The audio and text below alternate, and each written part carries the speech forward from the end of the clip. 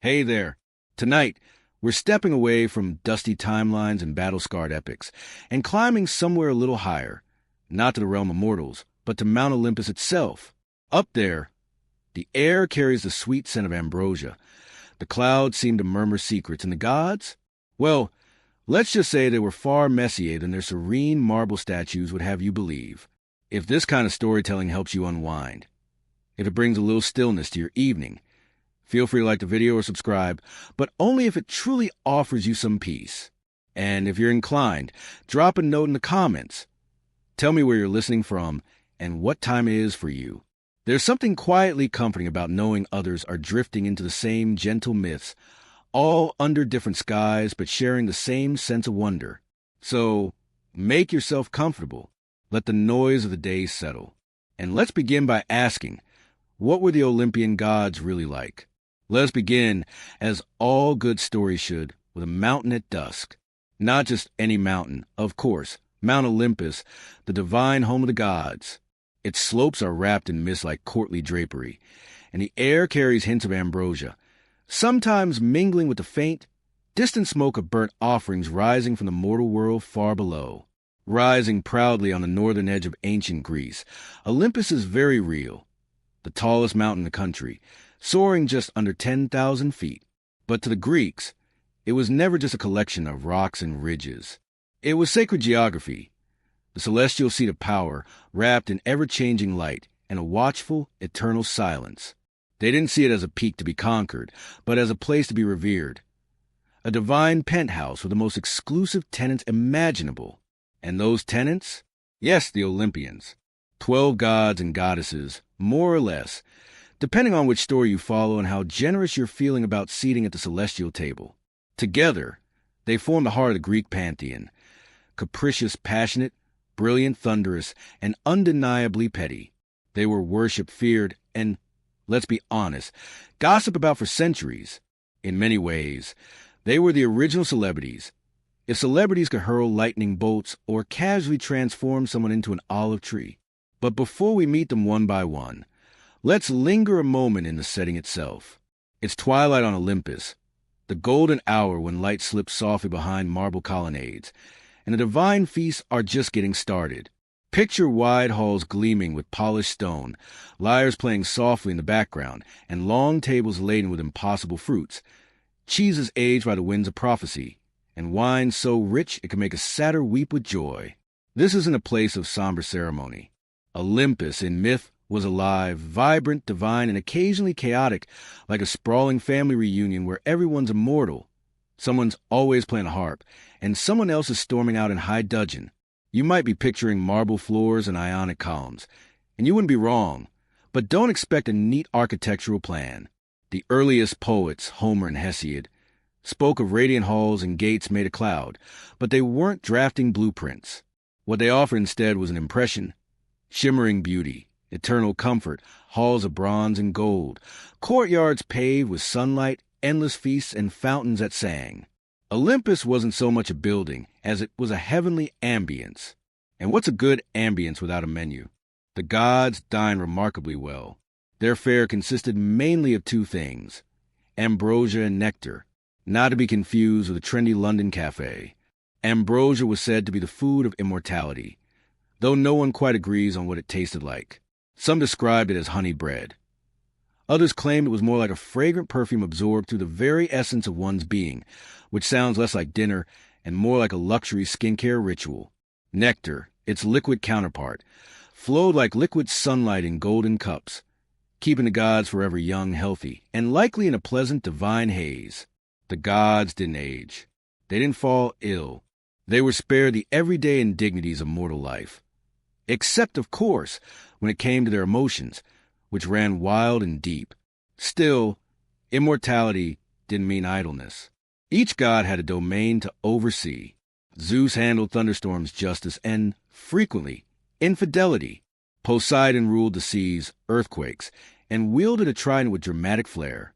Athena guarded wisdom, strategic warfare, and mastered the art of the withering glare from behind her shield. Each Olympian carried a portfolio, and while some took their duties seriously, Others saw them as an excuse to meddle in mortal lives or skip divine gatherings altogether. A day on Olympus likely involved plenty of looking majestic, but it also meant making choices that shaped human fate. Would a hero succeed in their quest? Would a city be blessed with rain or buried in ash? Would a whispered prayer be heard or ignored? Logic didn't bind the gods. They were divine, after all, and their inconsistency wasn't a flaw. It was part of the point. The world was unpredictable, and so were its rulers. From their cloud-wrapped thrones, the gods watched mortals with varying degrees of interest. They observed, judged, laughed, sometimes wept, and often interfered, usually in the most theatrical way possible. In ancient Greek thought, the line between gods and mortals wasn't rigid. These deities weren't distant, abstract figures. They walked among humans, fell in love or lust more often, and fathered heroes with a talent for slaying monsters and sparking wars. Their children became demigods, extraordinary but rarely long-lived. Yet Olympus itself was different. It was a sanctuary the gods returned to, a haven above the chaos of the world below. Picture the moment after a storm. Clouds parting, golden light returning, silence settling over the peaks. That was Olympus. Not a realm of sterile perfection, but a divine pause, the one constant in a world where everything else faded. Now, about the company kept on this mountaintop. We often speak of the 12 Olympians, but the roster wasn't set in stone. The usual suspect included Zeus, Hera, Poseidon, Demeter, Athena, Apollo, Artemis, Ares, Hephaestus, Aphrodite, Hermes, and either Dionysus or Hestia. Poor Hestia, goddess of the hearth, was occasionally asked to step aside to make room, though one suspects she didn't mind much. She always struck me as the type who'd rather spend a quiet evening by the fire than watch her brothers compete in a thunderbolt-throwing contest. Each god brought their own spark to the table. Apollo, ever radiant, rarely appeared without his lyre or a riddle wrapped in prophecy. Artemis moved like shadow and wind, watchful, swift, always just out of reach beneath the trees. Ares, bold and brash, was a guest who ate all the olives and left broken furniture in his wake. Aphrodite carried soft glances and silences that could bend wills. And Hermes, ever the trickster, wore a grin that said he'd already stolen your sandals before you'd even taken them off. They were gods, yes, but unmistakably human in spirit. That was the brilliance of Greek mythology. Its deities held up a mirror to us, reflecting all our glittering flaws and soaring virtues. The Greeks built temples to honor them, grand columns reaching for the sky, sanctuaries thick with incense and whispered prayers. But they also told stories. Myths passed from lips to ears, from campfire to amphitheaters. Tales of love, betrayal, pride, and revenge. Stories that taught, warned, and delighted. Olympus wasn't just a place above the clouds.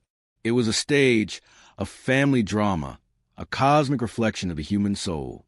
And what of the mortals who looked up at that shrouded peak? They knew they'd never reach it. Olympus was veiled not just in mist, but in mystery. No human was meant to stand there, not truly. Those who tried, like the Titan Atlas, who bore the sky on his shoulders, often paid dearly for their ambition. Olympus was, and always will be, a place of dreams. It was not for climbing. It was for imagining. And imagine it they did, especially the poets. Homer, in his Iliad and Odyssey, filled Olympus with radiant halls and divine squabbles, gods arguing like family over the fate of mortals, their voices echoing through golden chambers. Hesiod gave the mountain grandeur, lineage, and structure, weaving the gods into a cosmic order with roots stretching back to chaos itself.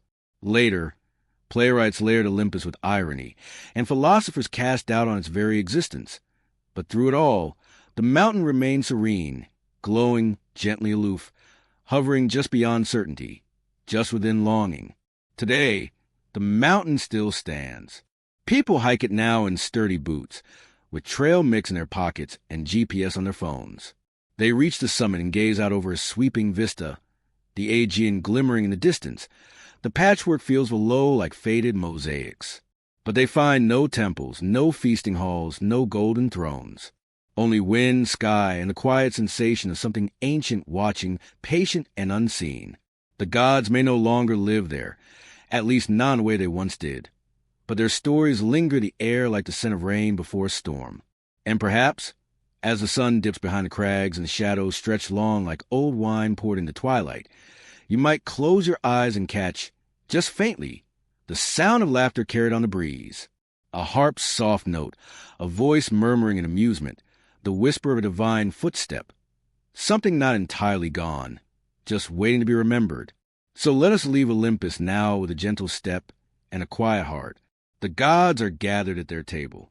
The torches are lit above their golden halls. The stars have begun to shimmer. Sleep well, traveler.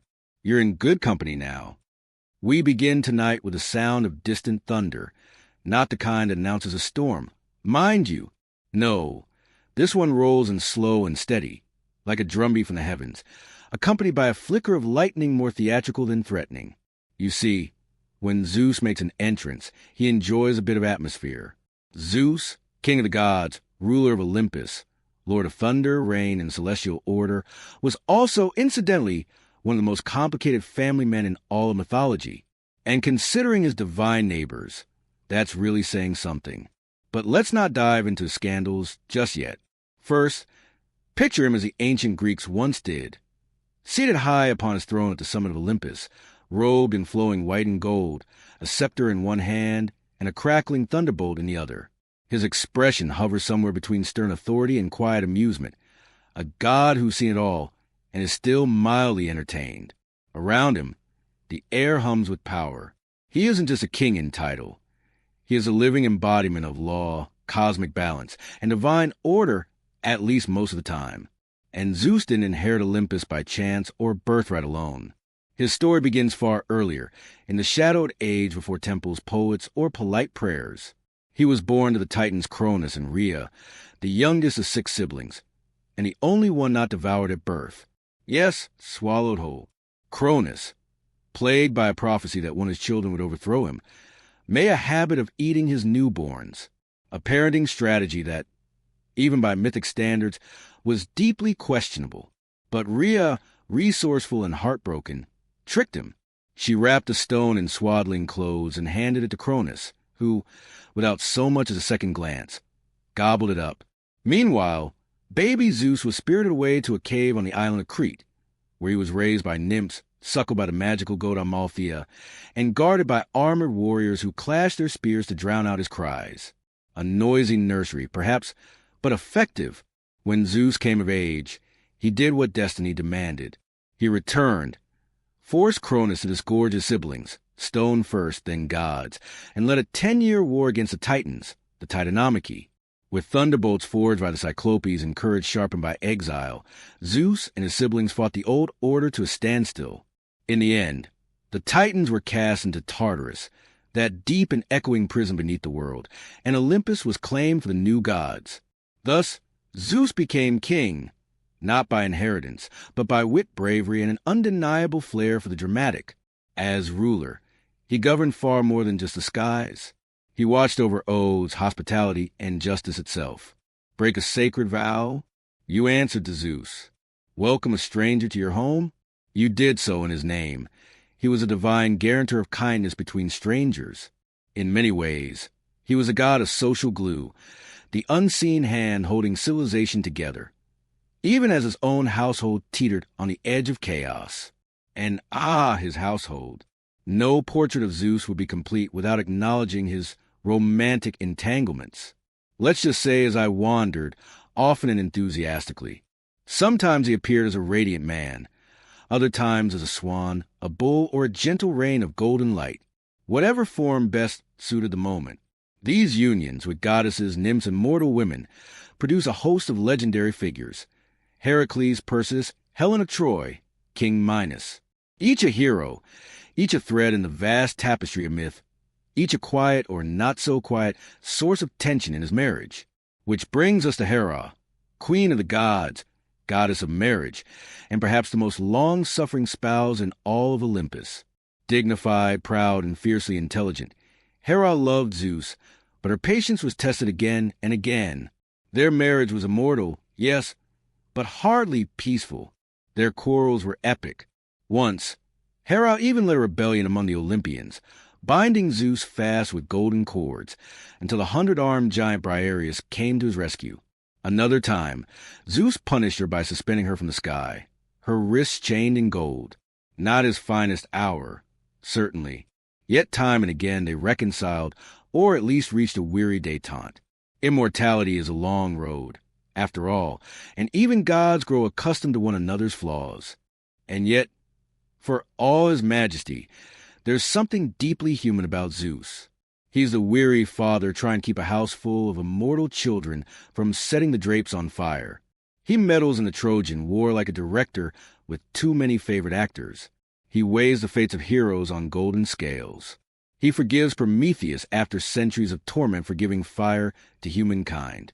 He punishes, protects, and presides, all while navigating divine politics, marital strife, and his own restless heart. Above all, Zeus served as a reminder, mortals must know their place. In myth after myth, those who dared challenge him, giants, kings, even other gods, inevitably fell, not because Zeus was cruel, but because the cosmos demanded balance. And he, more than any other, was its keeper, not because Zeus hated them, necessarily, but because the natural order had to be preserved. And order was what Zeus valued most. In the post-Titan world, the universe was no longer a realm of primal chaos and endless night. It had rhythm now. Seasons turned. Stars wheeled in their courses. Rains came and went. Cities rose, flourished, crumbled, but the heavens endured. And somewhere high above it all, Zeus watched. It's easy to picture him as merely a tyrant with a thunderbolt, booming, distant, untouchable. But I prefer to see him as something more layered, a divine figure shouldering the weight of a world that would not sit still.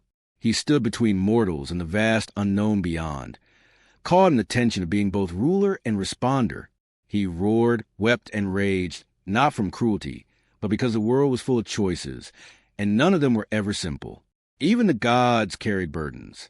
So when we picture Zeus, let it be not only with power in his gaze, but with weariness behind it. For though he wore the crown of Olympus, his rule was never quiet. There was always a new hero to watch, a new war to judge, a new prophecy to unravel. And all the while, the wind shifted, the clouds gathered, and somewhere far below, a poet whispered his name into the dark. Tonight, the thunder is distant. The skies are calm. Zeus reclines in his hall, firelight glinting off his crown, and for this moment, at least, the world is at peace. Above, the stars blink like ancient eyes. The mountain breathes its slow, eternal rhythm. Sleep now. You are under the watchful gaze of the king of Olympus, and he is feeling merciful tonight. Settle in now. The lamps are low, the fire is quiet, and tonight we turn our attention to Hera, queen of the gods. You've already met her husband Zeus in all his thunder-tossing, shape-shifting glory. But Hera is something quite different.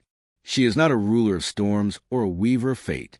She is the quiet, steady heart of Olympus, and on more than one occasion, the source of a single, withering look that could turn a lesser deity to stone, or at the very least send them scurrying off to some minor shrine in Thessaly. She is a goddess of marriage, of women, of childbirth, and of regal dignity.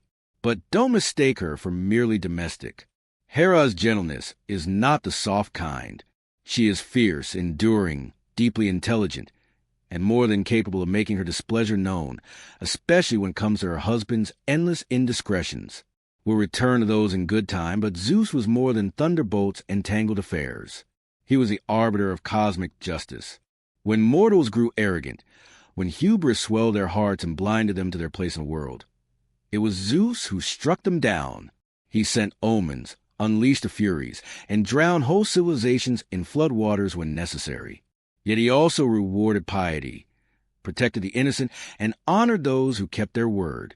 To the Greeks, he was the anchor of the divine world. His image carved into temple pediments, stamped on coins, and enshrined in the colossal statue at Olympia, a masterpiece of gold and ivory by Phidias, counted among the 7 wonders of the ancient world. First, let us begin at the beginning. Long before Olympus rose in marble and mist, Hera was born to the Titans Cronus and Rhea, the same Cronus who made a habit of swallowing his children whole. like her siblings Hestia, Demeter, Hades, Poseidon, and later Zeus. Hera vanished into her father's belly until Zeus, clever and youngest of them all, tricked Cronus into regurgitating them. Mythology rarely concerns itself with subtlety, and rebirth via reverse digestion is as dramatic as it gets. When Zeus overthrew the Titans and claimed Olympus, Hera emerged not as a passive figure, but as a force in her own right, though younger than her brother, and yes, married to him, because mythology loves its complications. She quickly established herself not just as his consort, but as his equal in divine authority. She wasn't merely Zeus's wife. She was queen of Olympus, crowned by her own grace and power. How did they meet? Well, Zeus pursued her with all the finesse of a summer storm, loud, sudden, and impossible to ignore. But Hera, wise and cautious, was not easily swayed. She held him at arm's length, until he resorted to one of his more peculiar courtship tactics. He transformed himself into a shivering, pitiful cuckoo and flung himself into her lap. Moved by compassion, she gathered the bird close, at which point Zeus revealed himself and, in true divine fashion, seized the moment. By modern standards, it's hardly a love story, but in the language of myth, it was practically a sonnet. Their marriage, however, was anything but idyllic. Hera, the very goddess of marriage, found herself wed to a husband whose loyalty lasted about as long as a raindrop on hot stone. Zeus's affairs with nymphs, mortals, and even other goddesses became legendary, often tragic, and always public. But Hera did not respond with silence or meekness. Her vengeance was precise, poetic, and deeply principled. It wasn't blind rage. It was a measured response of a queen defending what she held sacred. Take the story of Io, a mortal priestess Zeus desired. When Hera grew suspicious, Zeus panicked and turned Io into a white heifer. Hera, ever perceptive, saw through the ruse. She accepted the gift with perfect grace, then assigned Argus, a 100-eyed giant, to guard the cow. Zeus, desperate, sent Hermes to lull Argus to sleep with stories and music. When all 100 eyes finally closed, Hermes struck. Hera, furious but never wasteful, took Argus's eyes and placed them on the tail of her sacred bird, the peacock. To this day, those shimmering feathers carry the memory of betrayal and justice. That's the essence of Hera. She didn't forget. She memorialized. She wove insult into symbol, not out of spite, but as a testament to what had been broken and what must be upheld. Then there's Heracles, Zeus' son by another woman. Hera despised him from his first breath. She sent serpents into his cradle. Later, she drove him to madness that led him to destroy his own family. She opposed him at every turn. And yet, in a twist rich with mythic irony, it was Heracles who, after death, was welcomed into Olympus and even married Hera's own daughter, Hebe. One can only imagine the tension at those divine family dinners. But Hera was never just an angry wife. That's a shallow reading and an unfair one. She was a goddess women turned to in childbirth, in fear and hope. They prayed to her for stability, for the strength to uphold their vows, for homes that would remain sanctuaries. She was patroness of queens, protector of sacred bonds. Her temples were among the grandest in Greece, especially the great Heraean near Argos, where generations of priestesses devoted their lives to her service in rituals both solemn and splendid. Homer describes her in the Iliad with unmistakable awe, tall, golden-eyed, regal. She rides a chariot drawn by peacocks, wears a crown that glows with heavenly fire, and speaks with a voice that can still a room full of immortals. Even Zeus, for all his thunder and bluster, knew when to tread lightly around her, because their marriage, for all its storms, was also a cosmic alliance. Zeus embodied raw power, law, and celestial order. Hera represented loyalty, structure, and the sanctity of tradition. Together, they didn't just rule Olympus. They held the framework of the Greek cosmos in balance. Their quarrels weren't just divine drama. They echoed the eternal human struggle between freedom and fidelity, chaos and order, impulse and restraint. And in Hera, we find not just a jealous wife, but a sovereign who demanded that even gods honor the promises they made. To worship Hera was not to adore gentleness. It was to honor strength wrapped in dignity. It was to recognize that the world needs not only storms, But boundaries, that love is not always sweet. Sometimes it is fierce, wounded, enduring. Sometimes it clenches its jaw and carries on, not for itself, but for something larger, a vow, a home, a legacy. She had moments of compassion. 2. She aided Jason and the Argonauts in their quest. She stood watch over women in labor, her presence a silent promise of protection. She lent her power to those who upheld justice, especially when that justice meant holding the powerful to account. In some myths, she appears as a maternal figure, not soft, but solid, the kind of mother who might not kiss your scrapes, but who would step between you and a charging bull without flinching. In art, she is nearly always majestic, seated on a throne, a scepter in one hand, a lotus-tipped staff, or a pomegranate in the other. That pomegranate, fruit of seeds and seasons, was no random choice. It symbolized fertility, the cycle of life and death, and the quiet authority of divine queenship. Her sacred animals, beyond the ever-present peacock, included the cow, not for its docility, but for its deep association with nurturing, patience, and unwavering presence. It's no wonder the Romans called her Juno and raised her to the highest place in their pantheon. Hera's archetype, the divine matron, both feared and revered, echoes across cultures and centuries. She is not a goddess who fades with time. She is one who endures it.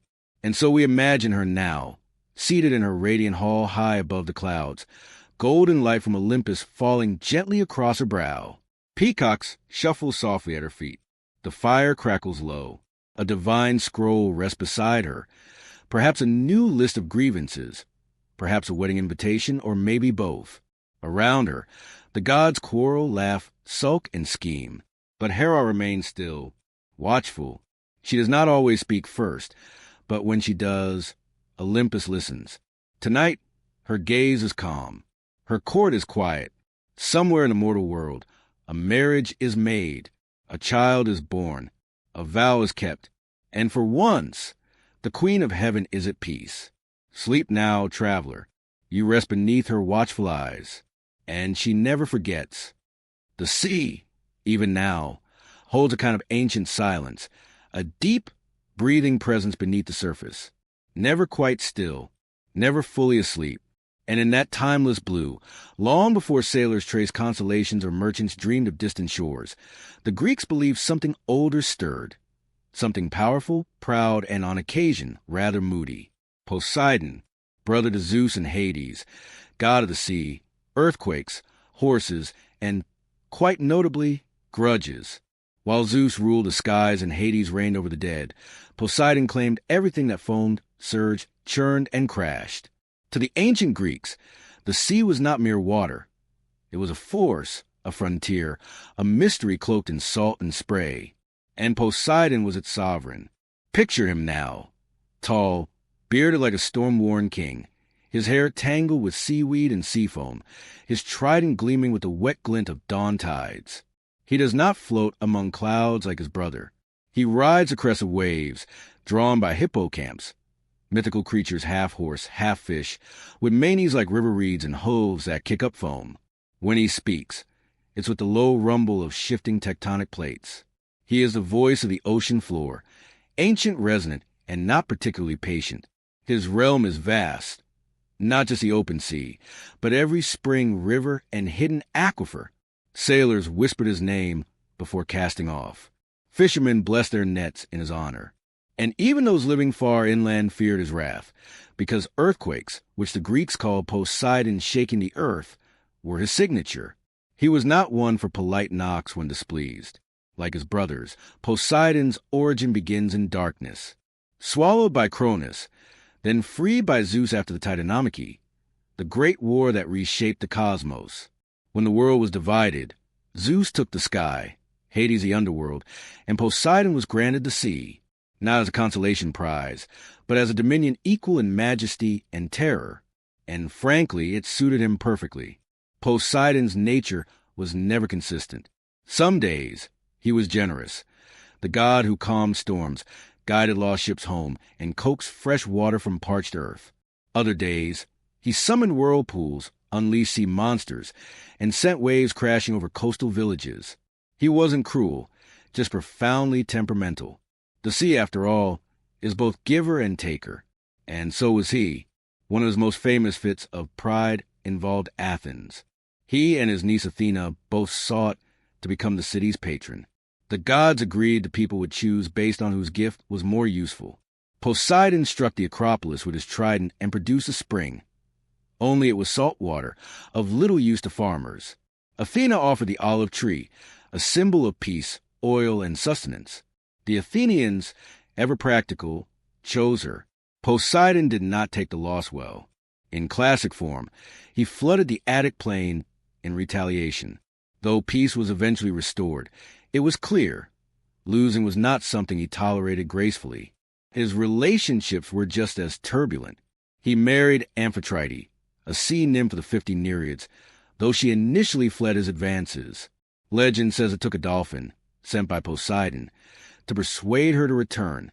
They eventually settled into what passed for a stable marriage on Olympus, and had a son, Triton, half man, half fish, often seen blowing a conch shell to still or stir the waves. But fidelity was not Poseidon's strong suit. His list of lovers and offspring rivals even Zeus's, mortals, nymphs, and mythical beings alike. From his union with Medusa, in Athena's own temple no less, came Pegasus, the winged horse, born from her severed neck. He fathered the Cyclops Polyphemus, whose encounter with Odysseus would doom the hero to 10 extra years of wandering. Odysseus! After blinding Polyphemus, the clever Ithacon made the fatal mistake of boasting his name. "Tell your father who bested you," he cried, forgetting that Polyphemus's father was Poseidon. The sea god's vengeance turned a short voyage into an epic of shipwrecks, sirens, and divine petulance. The lesson? Never anger the god who controls your passage home. Yet Poseidon was also a builder. He helped raise the walls of Troy, only to ensure the city's downfall when its king refused to pay him. Again, we see the Olympian truth. Divine memory is long, and justice is often personal. Worship of Poseidon thrived along coastlines. At the Isthmus of Corinth, his temple stood grand and open to the wind, where sailors offered bulls, wine, and sometimes horses for safe passage. Yes, horses. They were sacred to him. Some myths say he created the first horse by striking the earth with his trident. Others credit him with teaching humans to tame them, a reminder that beneath his wildness lay a capacity for generosity, when honored rightly. To the Greeks, the sea was more than geography. It carried myths, connected empires, swallowed cities whole. Poseidon was its living voice, never predictable, but always aware. His statues stared toward the horizon. His temples faced the open water. Islands rose and fell at his whim. Delos, the sacred isle of Apollo and Artemis, was said to have drifted freely across the Aegean until Poseidon anchored in place with a single strike of his trident. At festivals, his worship was not gentle. In some coastal rites, entire horses were driven into the sea, not out of cruelty, but as offerings worthy of a god whose hunger matched the size of his domain. He was not a tender deity. He was primal, elemental. Even the Romans, who called him Neptune, kept his vision intact, a forceful, ocean-bound god whose power could not be tamed. His image endured for centuries, carved in stone, stamped on coins, guiding ships long after belief in him had faded. We imagine him now in his underwater palace of coral and pearl, walls shimmering with light, filtered through leagues of ocean. See nymphs glide like shadows through marble halls. Triton's conch echoes faintly from distant caverns. Poseidon sits on a throne of stone and shell, gazing out across his restless domain. Silent, but never still. He does not speak often, but when he does, the waters answer. Perhaps he watches immortals above, their ships like splinters on the deep, their sails filled with borrowed wind. Perhaps he lets them pass in peace. Or perhaps he sends a single ripple, a quiet reminder that he is there. Not cruel, this god, but never forgetful. He embodies the sea, vast, mercurial, essential, a god of storms and sanctuary, fury and calm, whose presence lingers in every tide, every tremor, every wave that meets the shore. Silences alike. And for the Greeks, Poseidon was not beloved blindly, but respected absolutely. So tonight, as you drift toward dreams, Let the rhythm of waves soothe your mind. The ocean carries stories, old, echoing, whispered through tides and time. And far beneath, Poseidon rests, not sleeping but listening. Sleep well now. The sea is calm tonight, and he allows it. Beneath the world we know, beneath mountain roots, beneath the drifting ocean floor, there lies a place older than memory, darker than night, and stiller than time. It is not a place of fire, though later ages would paint it so. Nor is it a prison. It is simply what comes next. The Greeks called it the underworld, and at its quiet center sits Hades, god of the dead. Hades, eldest son of Cronus and Rhea, did not rule Olympus. He did not hurl thunderbolts or stir the seas. His power did not flash, it endured. When the world was divided among the three brothers after the Titanomachy, Zeus took the sky, Poseidon the sea, and Hades, without protest, without complaint, accepted the realm beneath the earth. Some called him unlucky. Others whispered he chose it deliberately. In truth, Hades never needed spectacle to be sovereign. He simply was. He is a god of silence, not of absence, not cruelty, but profound, unshakable presence. In myth, he rarely shouts or boasts. He acts with measure, with weight. Mortals feared him, yes, but they also respected him. Not because he brought death, he did not, but because he received it, because all roads in time lead to him. His realm is vast, layered like the deep roots of an ancient tree. The dead arrive guided by Hermes, who leads them gently downward. At the threshold waits Charon, the ferryman, hand outstretched for his coin. That is why the Greeks place an obol in the mouth of their dead, to ensure safe passage. Without payment, a soul was doomed to wander the shores of the river Styx forever, unheard, unmourned, neither here nor there. And the Styx is only one of many rivers. There is the Acheron, river of pain, the Cocytus, river of lamentation, the Phlegethon, which burns without consuming, and the Lethe, river of forgetfulness, whose waters gently wash the mind clean of memory, preparing the soul for what comes after. These rivers do not flow through mere geography. They flow through emotion, through memory, through the very meaning of a life lived. Souls are judged by three ancient kings, Minos, Rhadamanthus, and Aeacus. Most drift into the asphodel meadows, a place of dreamless peace, neither reward nor punishment, where they exist in quiet neutrality, unremarkable but undisturbed. The wicked descend to Tartarus, the deepest pit, where punishment is carefully matched to the crime. Sisyphus rolls a stone, Tantalus reaches for fruit that recedes, and so on. And the rare few, the heroic, the just, the pure of heart, ascend the Elysian fields, where music drifts on soft breezes, sunlight never fades, and even in death, the good may breathe freely. This vast, intricate realm is Hades' charge. He governs it not with fire, but with order. He is not cruel. He is not kind. He simply ensures that what must be is that every soul is received, remembered, and placed exactly where it belongs. There is deep dignity in that quiet stewardship. Yet for all his fairness, Hades is often misunderstood. In art and later tales, he's cast as a villain, perhaps because death itself is feared and he is its face. But Hades is no more evil than gravity. He does not hunt souls. He does not tempt or torment. He rules patiently, perpetually, over the inevitable. His most famous myth, of course, is that of Persephone. It begins in sunlight among wildflowers. Persephone, daughter of Demeter, the goddess of the harvest, was gathering blooms in a meadow where the earth split open. Hades rose in his chariot of obsidian and black horses, took her gently but firmly, and carried her down beneath the roots of the world, into his silent kingdom. Demeter, heartbroken, refused to let the earth bear fruit until her daughter was returned. Famine threatened the world. At last, a compromise was reached. Persephone would spend part of the year above with her mother, and part below with her husband. Thus came the seasons. Spring and summer for joy and growth, autumn and winter for grief and rest. Was it love? Was it power? The myths shift like shadows. But in the underworld, Persephone did not remain a captive. She became queen, not a consort hidden behind a throne, but a ruler seated beside Hades himself.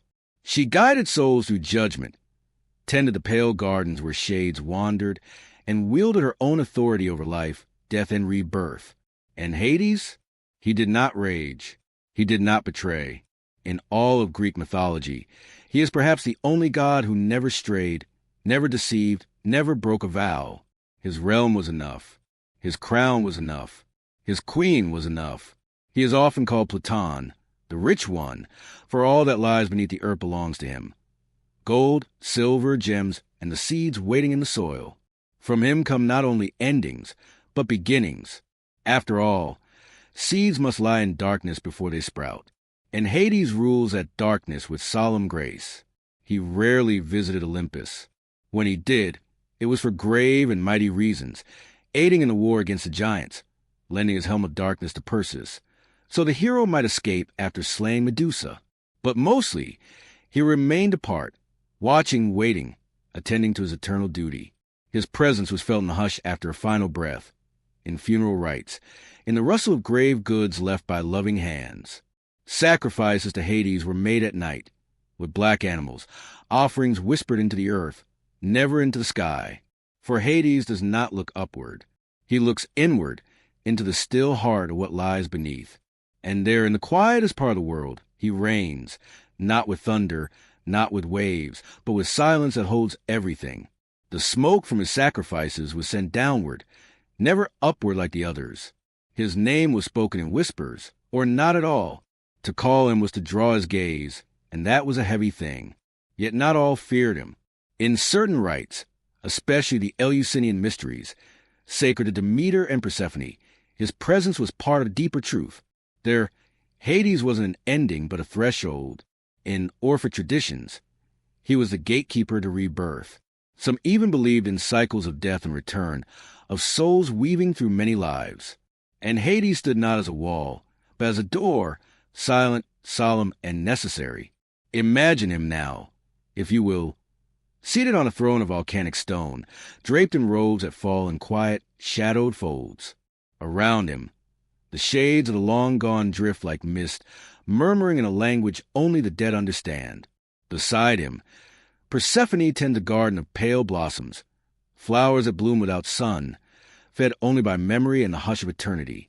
The air carries a faint scent of myrrh, of earth after rain, of things long cherished and gently laid to rest. In his hand, he holds a scepter, not to strike, but to signal order. The dead do not rebel. They need no chains. The weight of time itself holds them in place. Unlike his brothers, Hades does not crave glory. He is not jealous of Olympus. He does not interfere in mortal affairs, unless someone dares enter his realm without permission. And even then he acts not as a tyrant, but as a judge. Consider Orpheus, who descended to plead for Eurydice. Hades listened. He weighed the poet's grief. And he agreed on one condition. Do not look back until you reach the world above. When Orpheus faltered, Hades took nothing more than what was owed. There was no malice, no trickery. Only the rules kept with unwavering fairness. In a world where even gods could be petty, capricious, or cruel, Hades was consistent. Perhaps that is why, despite his distance, he was trusted. Feared, yes, but trusted. So the Greeks lived with him always in mind, not in terror, but in quiet acknowledgement. They built tombs with care. They left libations of honey and milk at gravesides. They spoke the names of the dead aloud, because to be remembered was to linger just a little longer in the light. Tonight, as you lay your head down, you need not fear the God below. He is not waiting in your shadow. He is keeping watch over those already gone. He tends a realm not of fire, but of memory, of stories folded into silence, of love that outlasts breath. He sits in stillness because there is nothing more to prove. Sleep now. Let the earth hold you gently. Let your thoughts drift like leaves upon the Acheron. Let the hush of that quiet kingdom lull you into rest. Hades waits, but not for you. Not yet. He only waits as the world turns. And he always will. They say she was born not in the ordinary way, but from a headache, a rather severe one. Zeus, the story goes, had swallowed her mother, Metis, the goddess of wisdom, after hearing a prophecy that her child would surpass him in power. Problem solved, he must have thought. But in Greek myth, divine digestion is rarely the end of a tale. One day, Zeus was struck by an unbearable pain in his skull. The gods gathered in concern. Suggestions flew. Finally, Hephaestus, the ever-practical smith, raised his axe and split Zeus's head open. Out sprang Athena, fully grown, fully armed, spear in one hand, shield in the other, and with a battle cry that echoed across Olympus, she announced her arrival, not as a child, but as an idea made flesh. Poised, calm, already thinking 3 moves ahead. A dramatic entrance, even by divine standards. Athena, goddess of wisdom, war strategy, crafts, and reason, entered the world not through birth, but through revelation. She wore the aegis of Zeus, the fearsome goatskin cloak, and from her first breath commanded the respect of gods and mortals alike.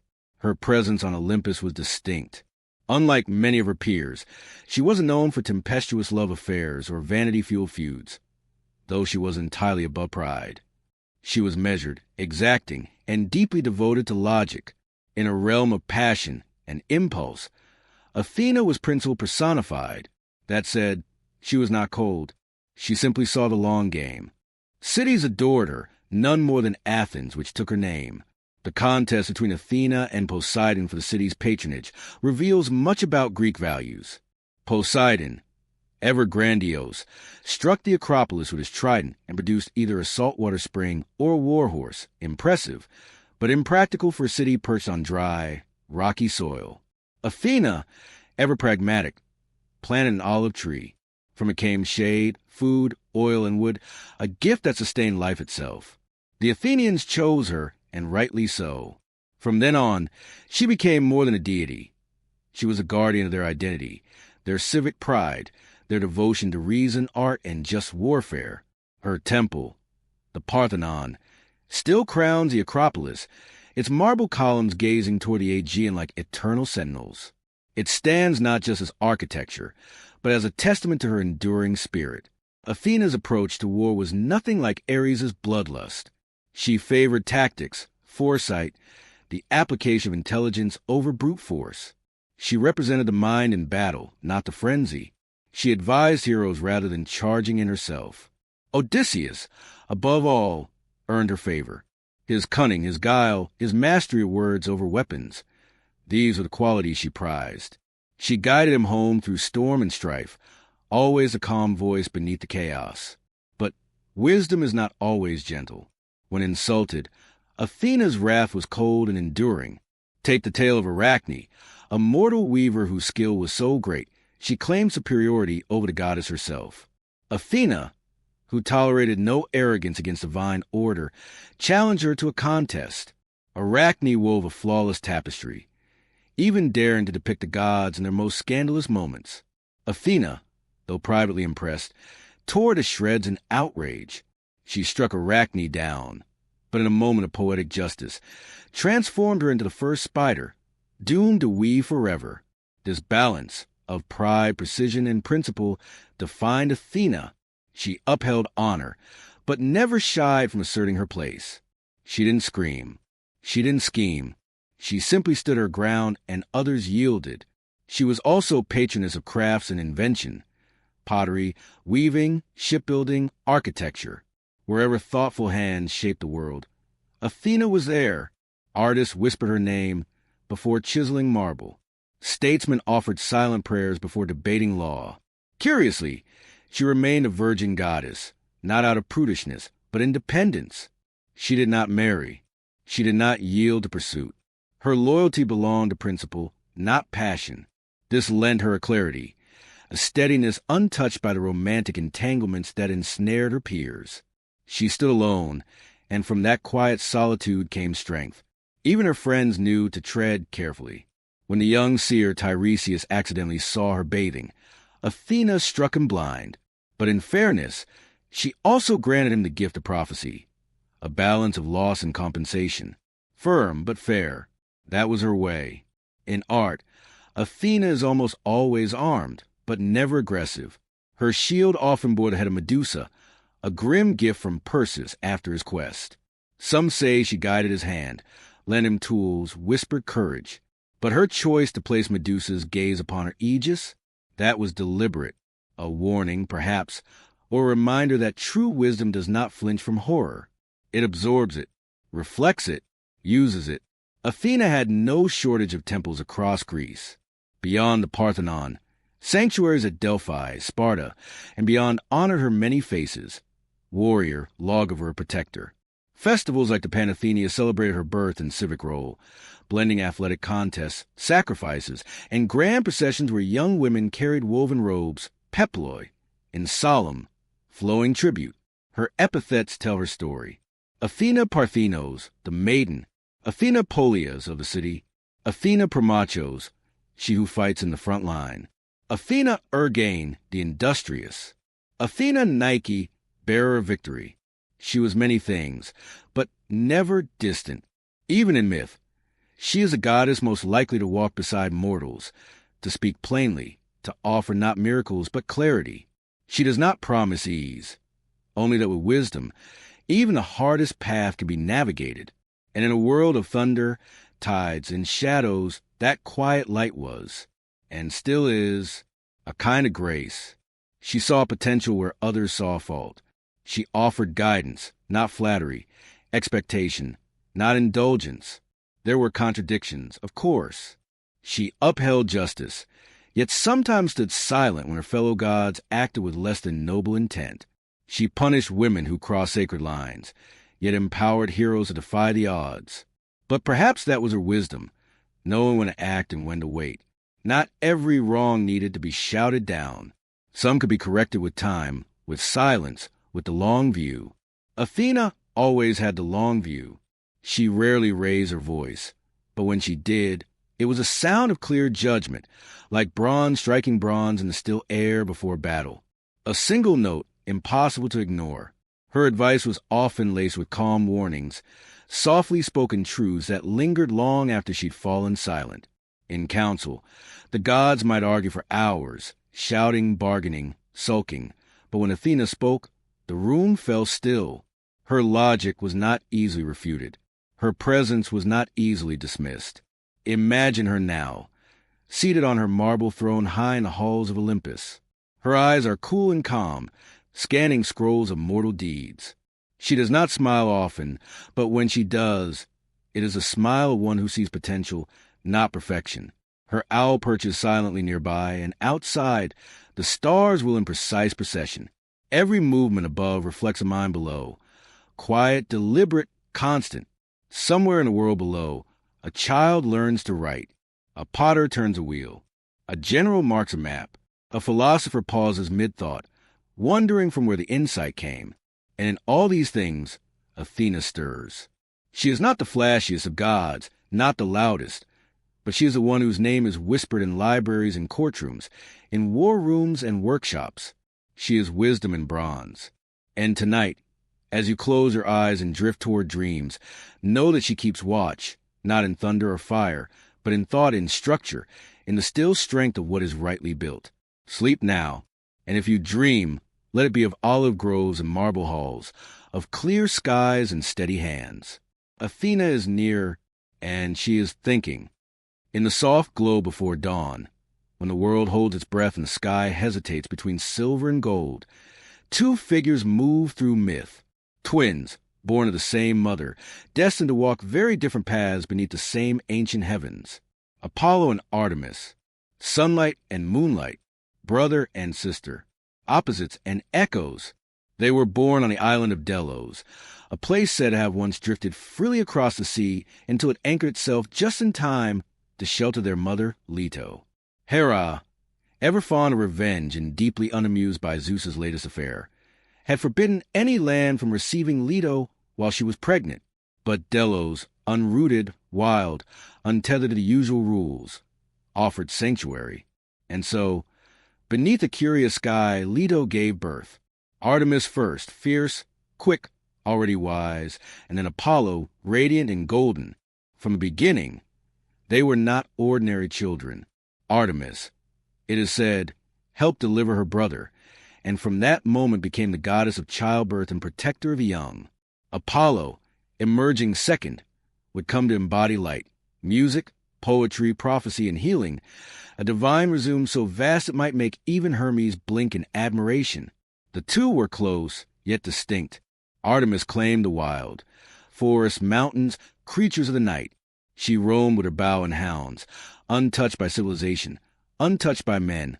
A virgin goddess whose strength lay in independence, whose power came from her distance. She guarded the liminal spaces, dusk, wilderness, the fragile edge between girlhood and womanhood, life and death. Apollo, by contrast, loved the center, the sunlight, the temple steps warm with afternoon heat, the lyre's measured song. He ruled order and clarity, truth spoken to the lips of oracles, the rhythm of poetry, the clean lines of sculpture. Where Artemis prowled beneath trees, Apollo strode into plazas, head lifted, every step in rhythm with the world he shaped. And yet, they remained mirrors of each other. Where he brought the day, she drew the night. Where he offered reason, she guarded mystery. They did not oppose one another. They completed a circle. Apollo's most famous shrine stood at Delphi, where the Pythia, seated on her tripod, spoke his prophecies and riddles that wove fate and free will into a single thread. Pilgrims came from across the Greek world to ask their questions and receive answers that were maddeningly vague, yet filled with insight. Apollo's gift was never simplicity. It was depth. He was also a musician beyond compare. His lyre, gifted by Hermes as apology for a cheeky cattle theft, became a symbol of celestial harmony. With it, he could soothe storms, calm raging minds, and sway hearts. His songs were not mere entertainment. They were structure, soul, the cosmos turned into melody. But Apollo was not all light. His stories, like those of all the Olympians, carry shadows. He loved often and disastrously. Daphne, a nymph who fled his pursuit, was transformed into a laurel tree to escape him. Caronus, whom he loved deeply, betrayed him, and though he struck her down in grief, he saved their unborn son, Asclepius, god of medicine. His wrath was precise, his sorrow enduring. Artemis, too, had her shadows. She punished those who violated her solitude. Actaeon, a hunter, stumbled upon her bathing and was transformed into a stag, torn apart by his own hounds. She was protective to the point of fury, unyielding in her expectations, but also deeply kind to those who honored her sacred space. She walked beside maidens, guarded the vulnerable, and was invoked in a hush of moonlit prayers, especially by women in labor. Unlike her brother, Artemis built no cities. Her temples were hidden in forests or perched on cliffside paths. She preferred the company of nymphs, wild animals, and stars. And yet her worship was widespread, from Ephesus to Boron, from Arcadia to Sicily. There, girls danced in her honor, shedding childhood names and rites of passage that whispered a transformation, of becoming. Together, Apollo and Artemis represented more than light and dark. They were divine principles made flesh, reason and intuition, civilization and wilderness, speech and silence, the bow that hunted and the lyre that healed. And always, always, there remained siblings, never rivals, never strangers. In the Gigantomachy, the great war between gods and giants, they fought side by side. Apollo struck with arrows of burning gold, Artemis with arrows silver cold. Together, they felled foes far larger than themselves, their aim unwavering, their cause righteous. The sun and moon fought as one. Another myth tells of Niobe, a queen who mocked Leto for having only 2 children, while she herself boasted of many. Enraged by the insult, Artemis and Apollo took up their bows. He struck down the sons. She, the daughters. In some versions, only 1 child was spared. Niobe fled, weeping endlessly, until she was turned to stone, a waterfall of eternal mourning. The lesson was grim, but clear. Do not mock the mother of light and shadow. Yet these myths were not merely warnings. They were mirrors held to the human heart, showing how loyalty, passion, and power play out in forms larger than life. Apollo and Artemis did not simply punish or protect. They expressed divine reflections of our own inner worlds. Apollo, god of healing, was also god of plague. A single note from his lyre could bring sickness or restoration. Artemis, goddess of the hunt, was both life-giver and death-dealer to animals. They held paradox in their palms, like a bowstring stretched between extremes. Historically, their worship shaped Greek religious life. At Delphi, Apollo's oracle guided political decisions, voyages, even wars. The Delian League took its name from a sacred birthplace. Athletes swore oaths in his name before the Pythian Games, held every 4 years in his honor. Artemis, meanwhile, was central to rites of maturity. At Broron, girls approaching womanhood dressed as bears, an echo of her role as guardian of transitions. Her sanctuary at Ephesus, with its massive temple and statues adorned with symbols of fertility and wildlife, was one of the 7 wonders of the ancient world. The Romans honored them too. Apollo remained Apollo, a rare instance of continuity. Artemis became Diana, and her image continued to stalk moonlit groves, untamed and untouched. In art, Apollo is shown as youthful, beardless, often holding his lyre or bow, his face serene, his posture poised. He represents the ideal: balance, grace, harmony. Artemis, in contrast, is swift and sure. Her robes swirl as she moves, her gaze as sharp as the silver tip of her arrow. She is both the stillness of the forest and the sudden snap of a branch. Imagine them now, side by side at the edge of the world. Apollo lifts the sun once more, the sky flushed with gold. Birds stir. Songs gently warm the air. Behind him, Artemis draws the moon down, folding it into shadow. The stars sigh. A deer steps softly through mist. Between them, the world wakes. They do not speak, but they do not need to. They have walked this dance since time began. Apollo glances east, where day waits with open arms. Artemis turns west, into the deep hush of the woods. And for a moment, their paths cross, light and dark, brother and sister. Sleep now. Let moonlight guide you toward dreams. Let the last golden chords of Apollo's lyre fade into stillness. The twins keep their watch, and the world for now is balanced. Settle in now. Let the sounds of battle fade. Let the clang of hammers grow gentle. Tonight, we visit 2 gods so different in nature. They rarely share a page. Yet here they are, side by side in our dreams. One is fury with a sword. The other, fire with a purpose. Ares and Hephaestus, the god of war and the god of the forge. Together, they paint a curious picture of masculinity in ancient Greece. One all brawn and blood, the other limping but brilliant. And if the myths are to be believed, and at bedtime we rather hope they are, the Olympian family didn't quite know what to do with either of them. Ares, son of Zeus and Hera, was a personification of raw, untamed violence. Not the tactical warfare generals, not the careful strategy of Athena. No, Ares was a thundering heart, the rising scream, the blind charge into chaos. The Greeks called him Ares, and while they respected what he represented, they didn't exactly invite him to dinner. Even Zeus, his own father, was famously unimpressed.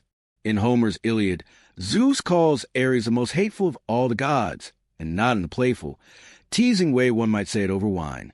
Ares embodied the kind of war that scorched fields and toppled cities for no reason at all. He delighted in the clash of bronze on bronze, the whinny of panicked horses, the cries of dying men. His companions? Phobos fear, Deimos terror, and Eris strife, an entourage no mortal would dare welcome to feast. And yet, despite his ferocity, Ares wasn't particularly successful. He lost battles. He was once trapped in a bronze jar for months by 2 mortal sons of Poseidon.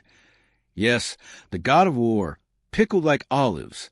It's enough to wonder if the Greeks were having a quiet laugh at his expense. Contrast that with how the Romans saw him.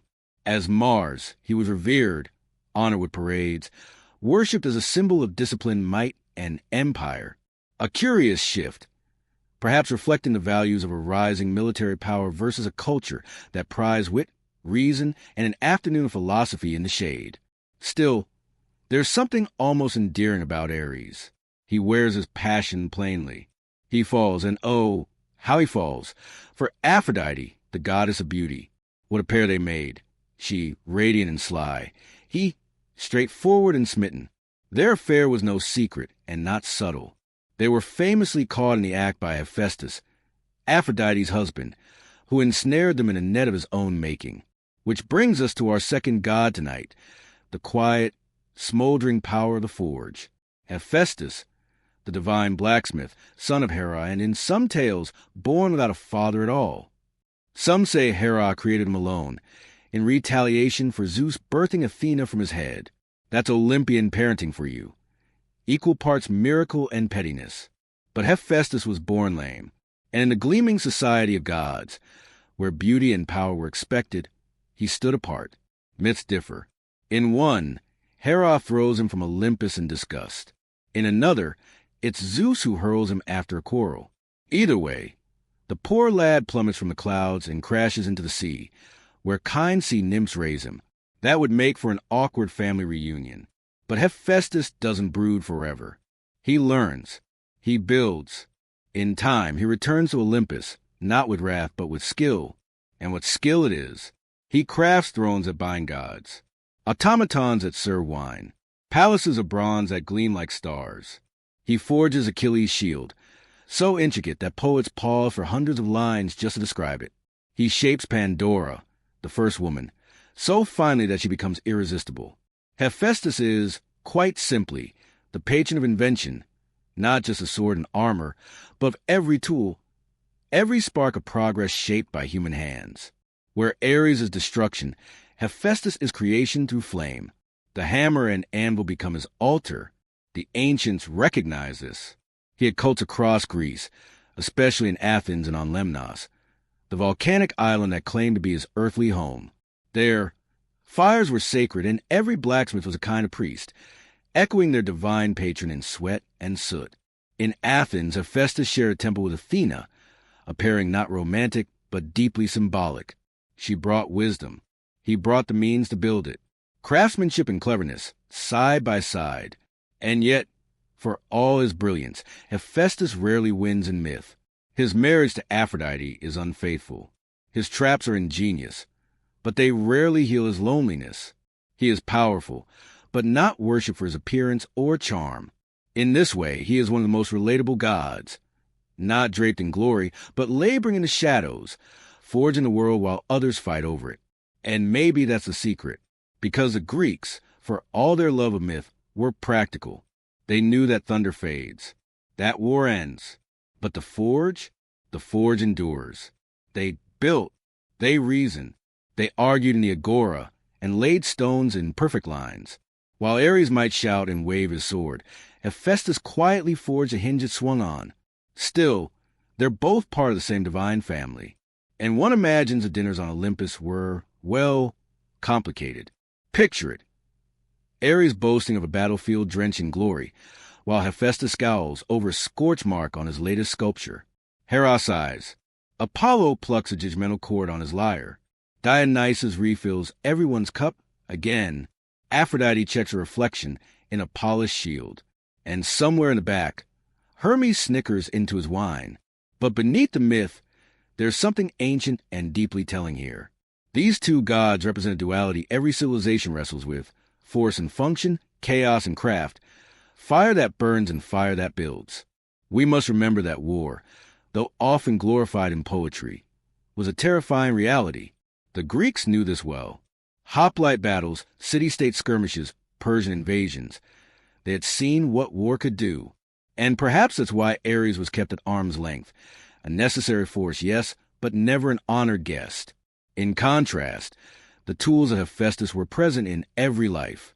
The plow, the spear, the loom's axle, the temple's columns, all bore the echo of his forge. To praise him was to praise civilization itself. In vase paintings and statues, Hephaestus is often shown with muscular arms, a soot-blackened face, and a short workman's tunic. He doesn't glow with ethereal light. He sweats. He bends metal. He limps with purpose. Ares, on the other hand, is all sharp lines and bronze gleam.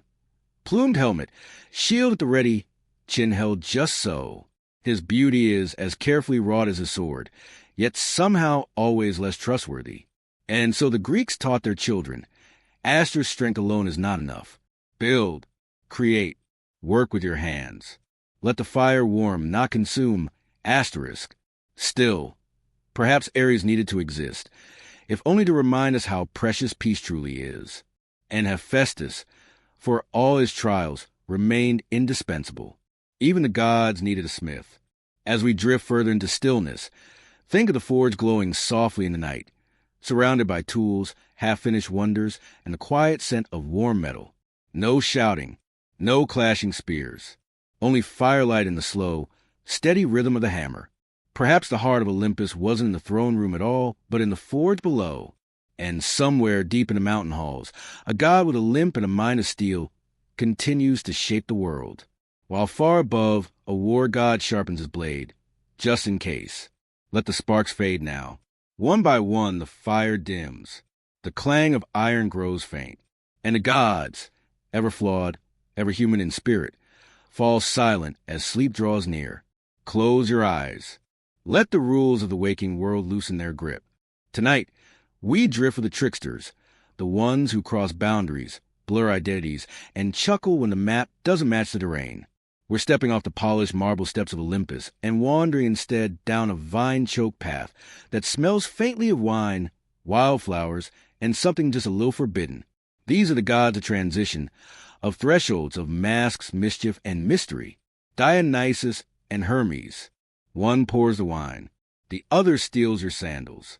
And together, they lead us to the edges of what it means to be human. Let's begin with Dionysus. You may think of him as the god of wine, and he is, but he is so much more than that. He is the god of release, of ecstasy and madness, of letting go of the self. A paradox wrapped in ivy, both comforting and terrifying. His origin story is tangled, as it should be. Some say he was born to Semele, a mortal princess, and Zeus, who, true to form, visited her in secret. But Hera, jealous as ever, tricked Semele into asking Zeus to reveal his full divine glory.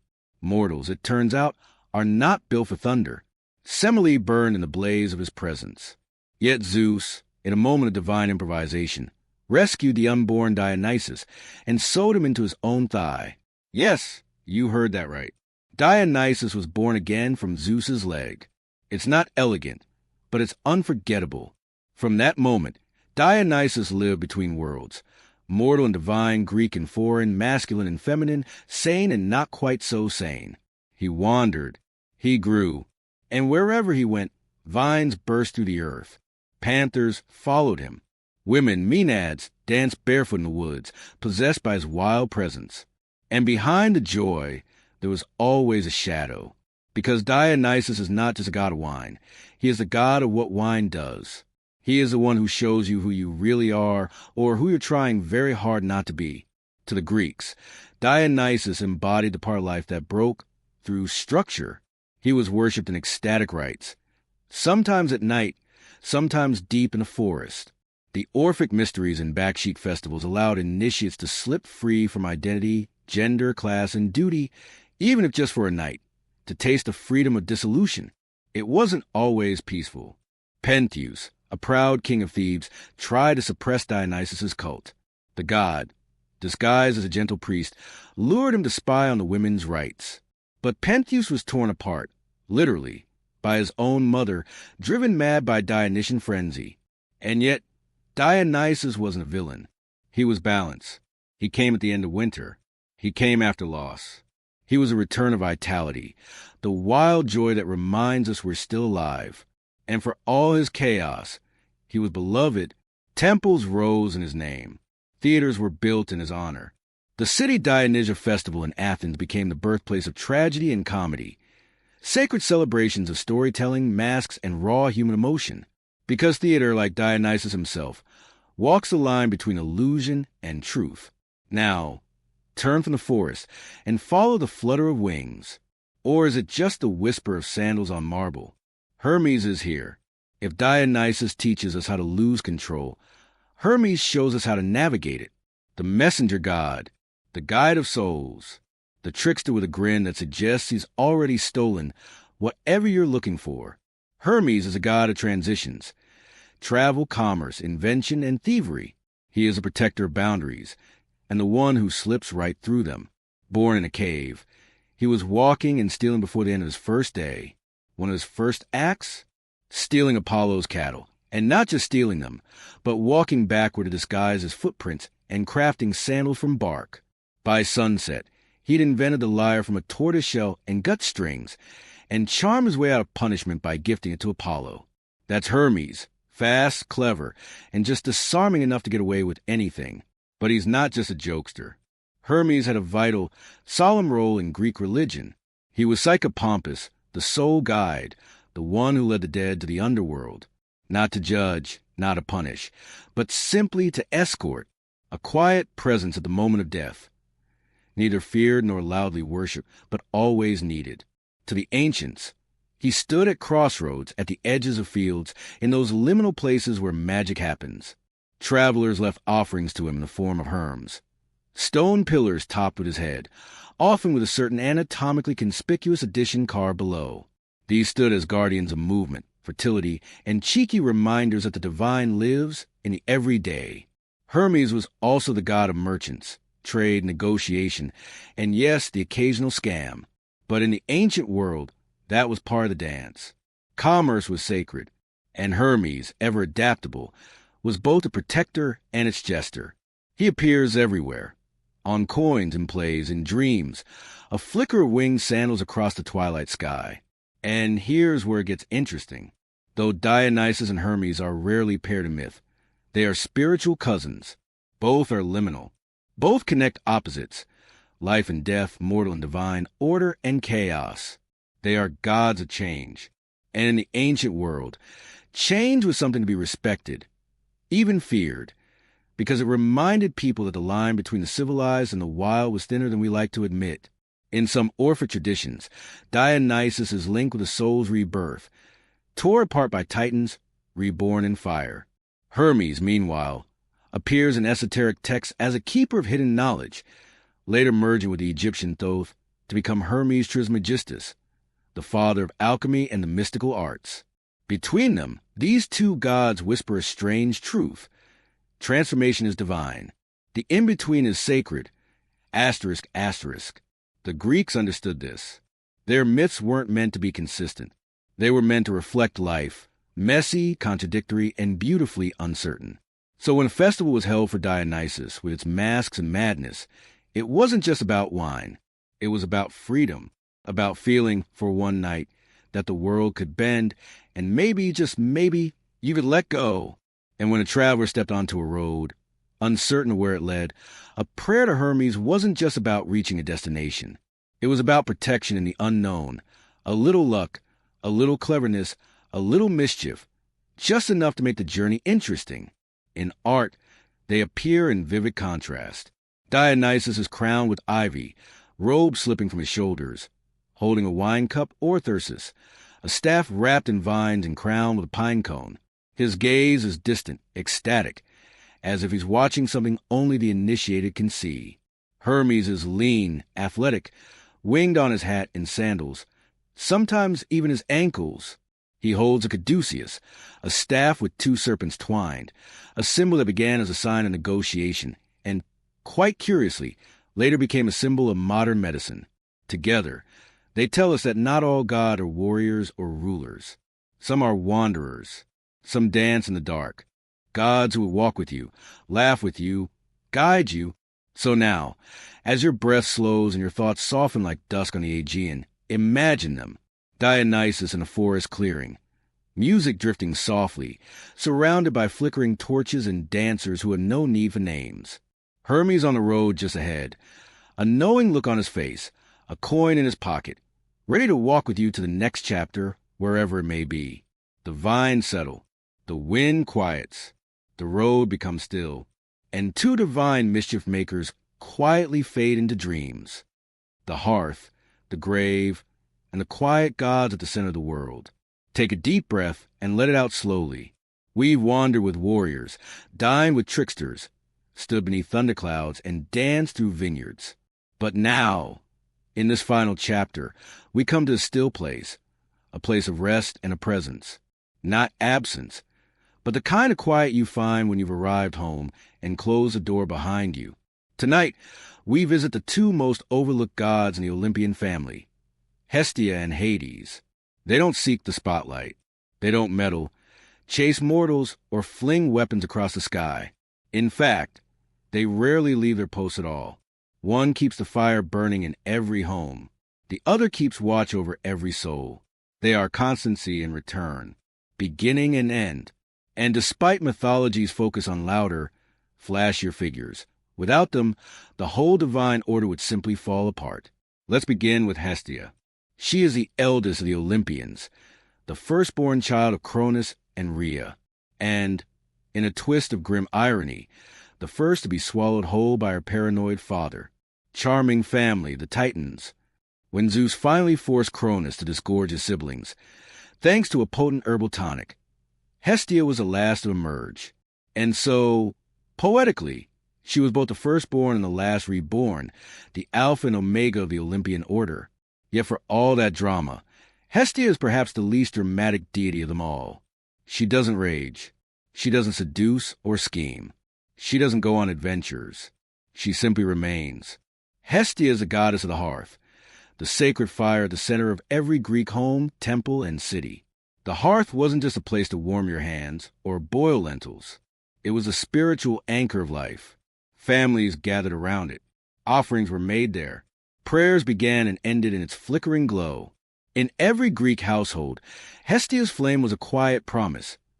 No matter how turbulent the world outside became, there was a place, however small, of warmth, safety, and belonging. She never married. Both Poseidon and Apollo courted her, but she gently declined, took a vow of eternal virginity, and went on tending the fire. When the 12 thrones of Olympus were assigned, she stepped aside to let Dionysus, the youngest, take a seat. She didn't make a fuss. She didn't sulk. She simply chose the center over the summit. And in that center, she became the most constant presence in all Greek life. In cities like Athens, a sacred flame to Hestia burned in the Prytanean. The public hearth kept ever alight. When a colony was founded, fire was carried from that hearth across the sea, so the new settlement could begin with Hestia's blessing.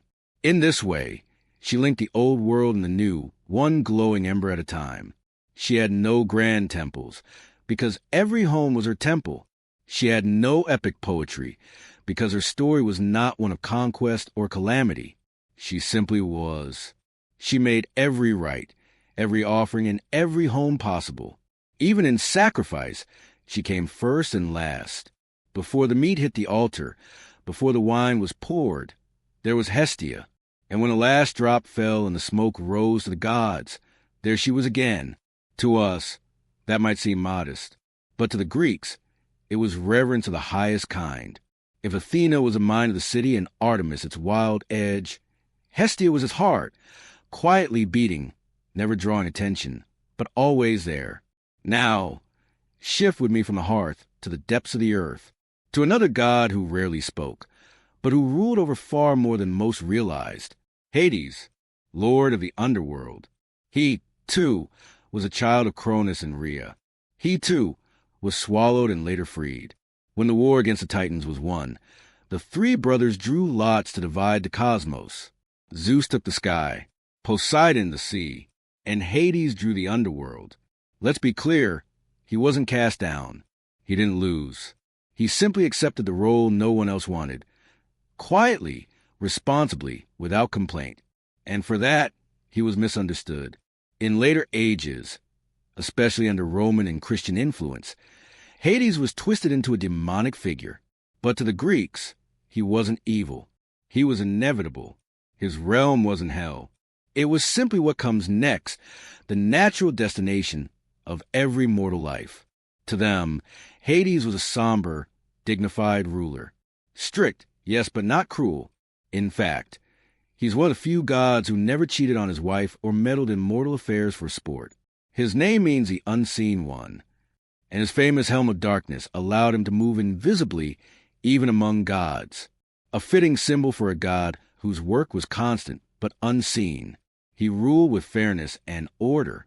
He kept the shades of the dead from wandering and ensured that each soul received its due, whether in the sunless meadows of Asphodel, the blissful fields of Elysium, or the shadowed depths of Tartarus for the truly wicked. Some laugh at locked doors and step through them anyway, and for the Greeks, that was a comfort. For all true riches rise from below, gold, silver, fertile soil, the quiet stability of the That even in uncertainty, even in death, madness, or stolen cattle, there were gods who understood. He was feared, yes, but fear can be respectful. In fact, people often avoided speaking his name altogether. Instead, they used euphemisms like Platon, the wealth giver, art itself. Hades, in this light, wasn't the god of doom, but of hidden abundance, the unseen foundation upon which life is built. And then there's Persephone, queen of the underworld, his equal in title and power. The myth is well known. Hades falls to Persephone and carries her to his realm. Her mother, Demeter, the goddess of the harvest, grieves so deeply that the earth withers, crops fail, famine looms. Eventually, a compromise is reached. Persephone will spend part of the year with Hades and part with her mother. Thus came the seasons. Spring and summer bloom when she returns to the world above. Autumn fades and winter falls when she descends once more. It's easy to cast Persephone as a victim. But in the older mystery cults, especially at Eleusis, her story was far more nuanced. There, she wasn't merely taken, she was chosen, empowered, even willing. As queen, she ruled not in name alone, but in sacred function, guide of souls, bridge between life and death, keeper of the threshold. And Hades, he remains faithful. So here, in this final chapter, we find something curiously beautiful. The Olympian family teems with movement, war, lust, laughter, rage, thunder, and song. But bookending it all, like twin candles on a shrine, are two figures who do not chase, who do not flee, who simply hold. Hestia at the center of the home, Hades at the center of the earth. One keeps the fire burning. The other welcomes the flame when it fades. Neither boasts, neither seeks glory, yet they touch every moment of human life. From the first breath drawn by a child beside the hearth, to the last sigh exhaled beneath the soil, Hestia and Hades are there, not in spectacle, but in presence. In art, they are quiet. Hestia appears veiled, seated, serene, a modest woman holding a flame, her gaze calm, her hands still.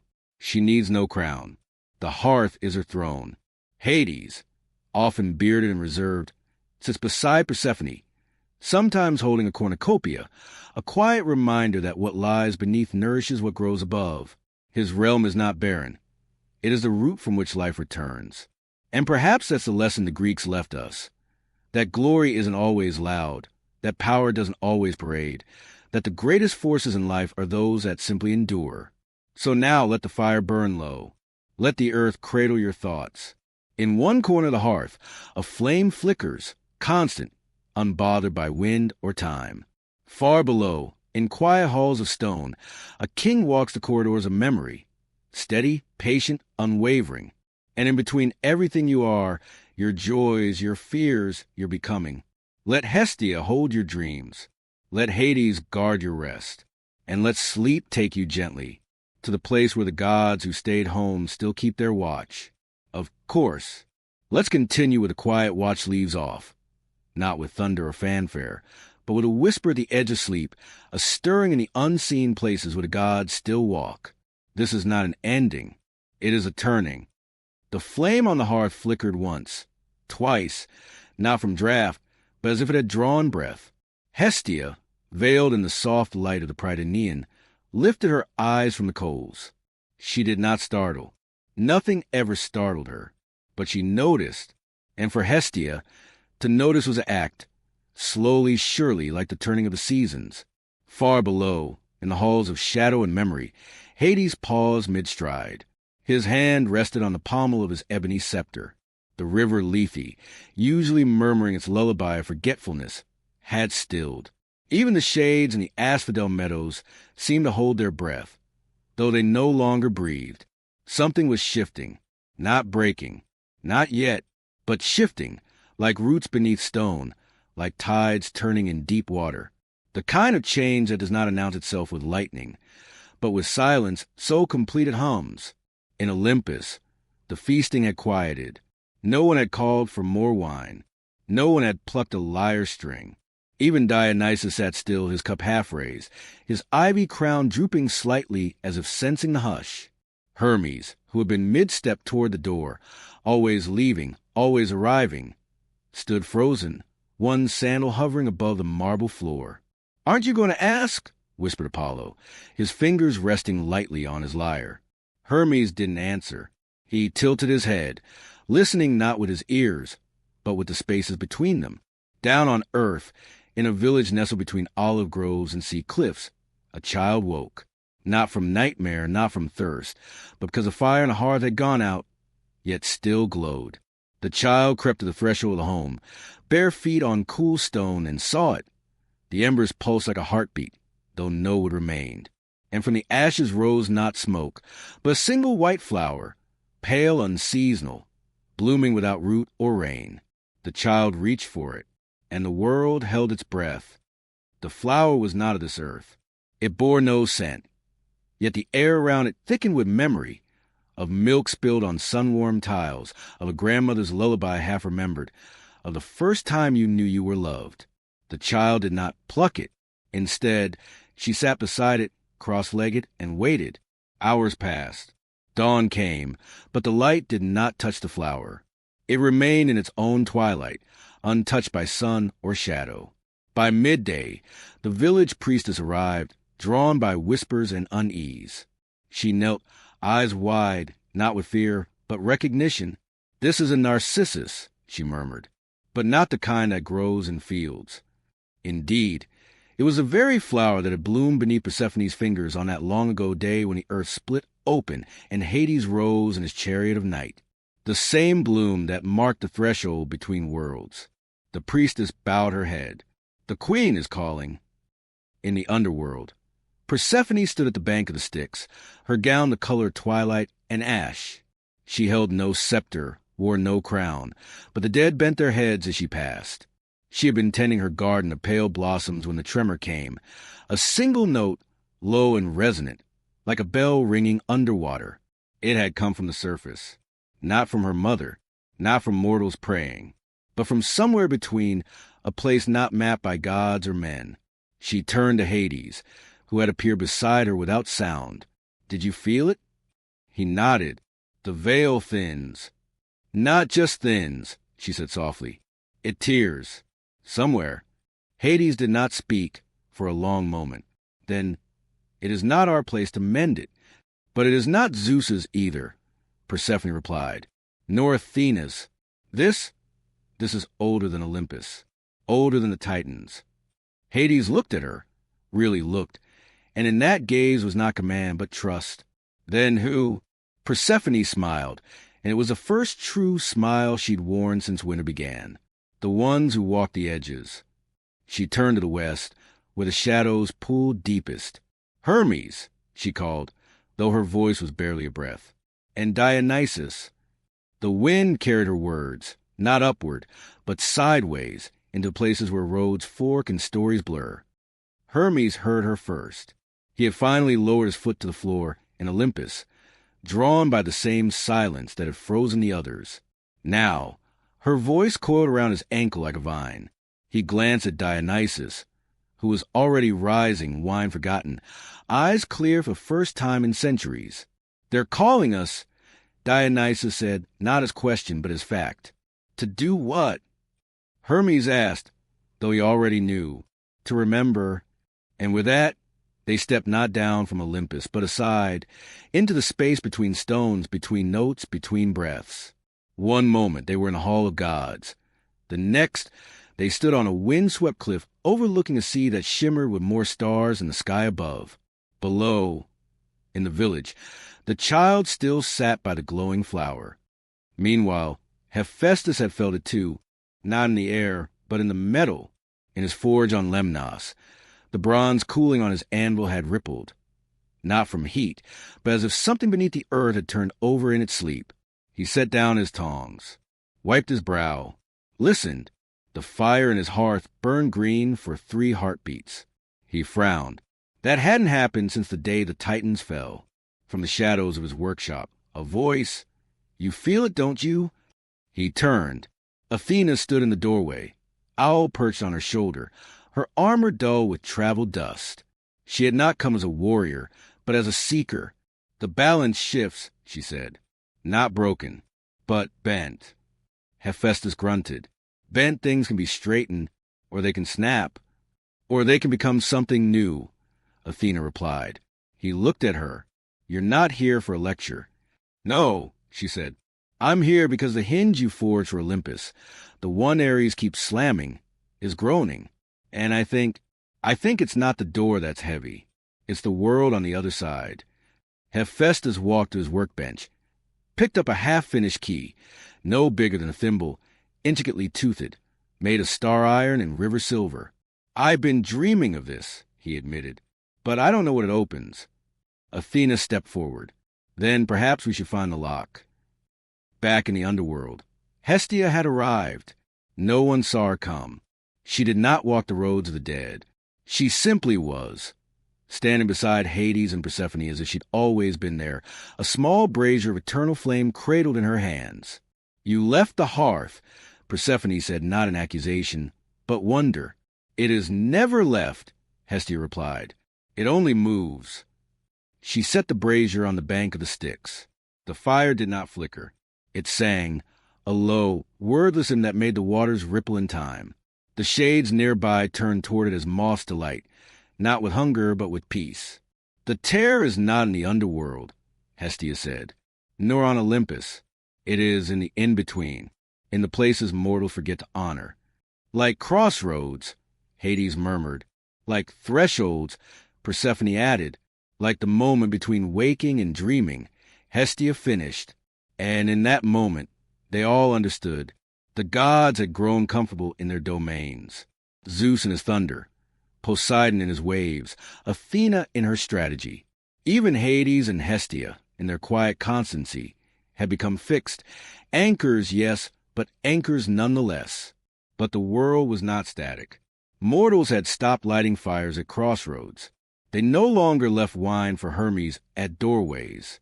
The song for Dionysus had turned into noise without meaning. The hearts were cold, not from lack of wood, but from lack of attention. The veil between worlds was not tearing from malice, but from neglect. On the cliff above the village, Hermes and Dionysus watched the child.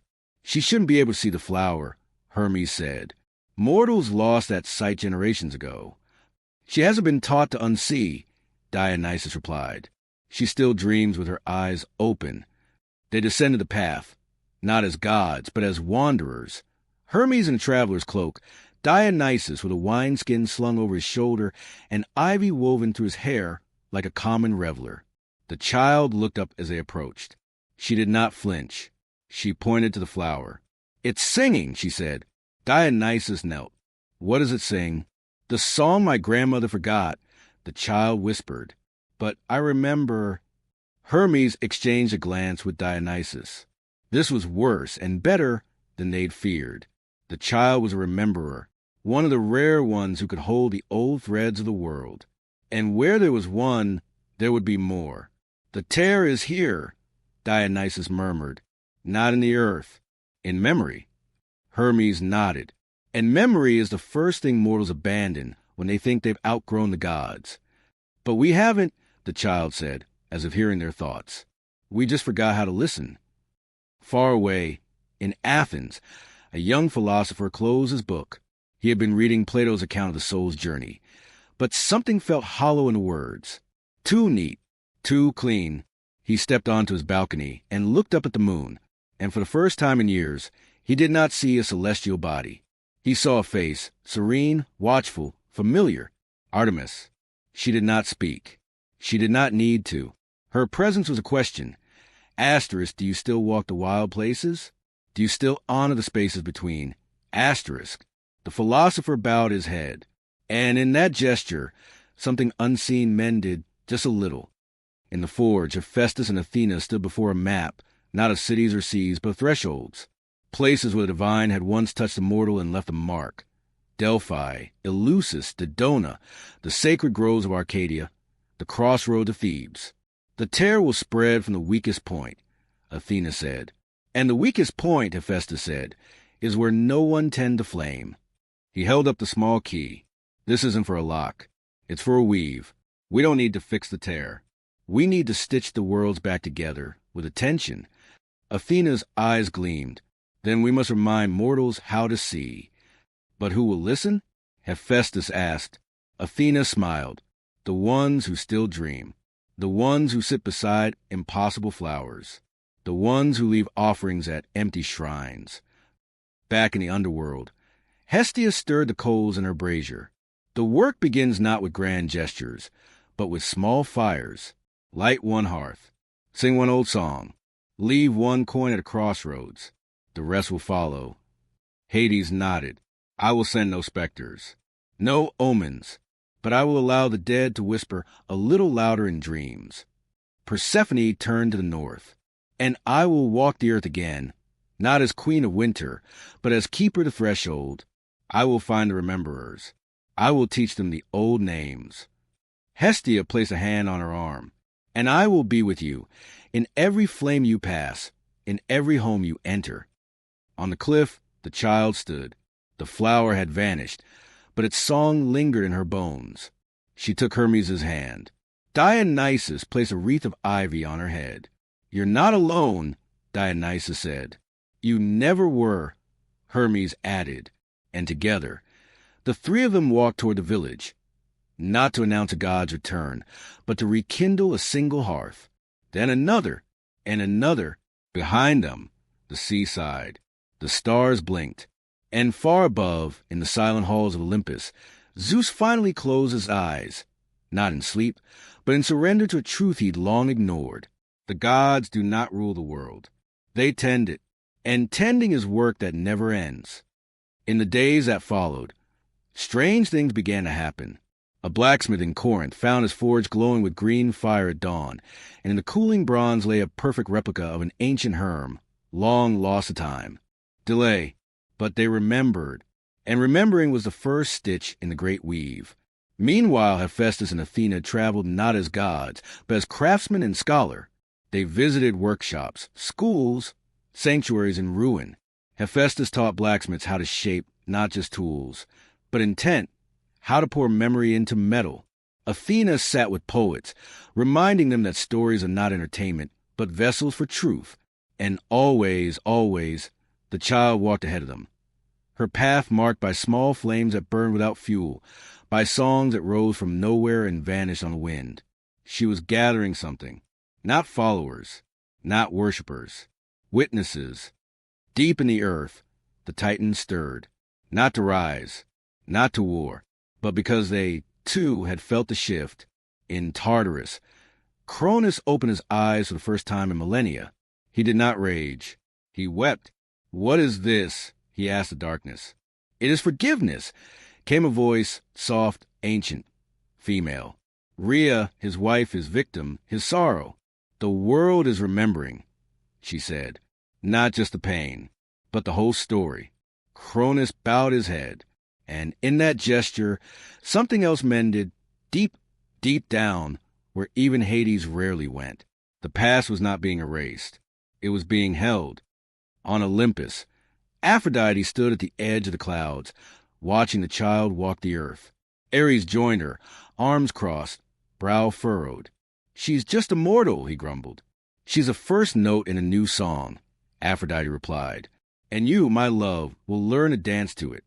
He scoffed, but that night, for the first time, he dreamt not of battle, but of planting an olive tree. Even Poseidon, far beneath the waves, calmed his storms. He sent dolphins to guide lost ships, not because he was asked, but because he remembered what was to be needed. The tear had not closed, but it was no longer growing. Instead, around its edges, something new was forming, not a wall, not a seal, but a threshold. A place where mortal and divine could meet again, not in awe or fear, but in quiet recognition. The work was not done. It had only just begun.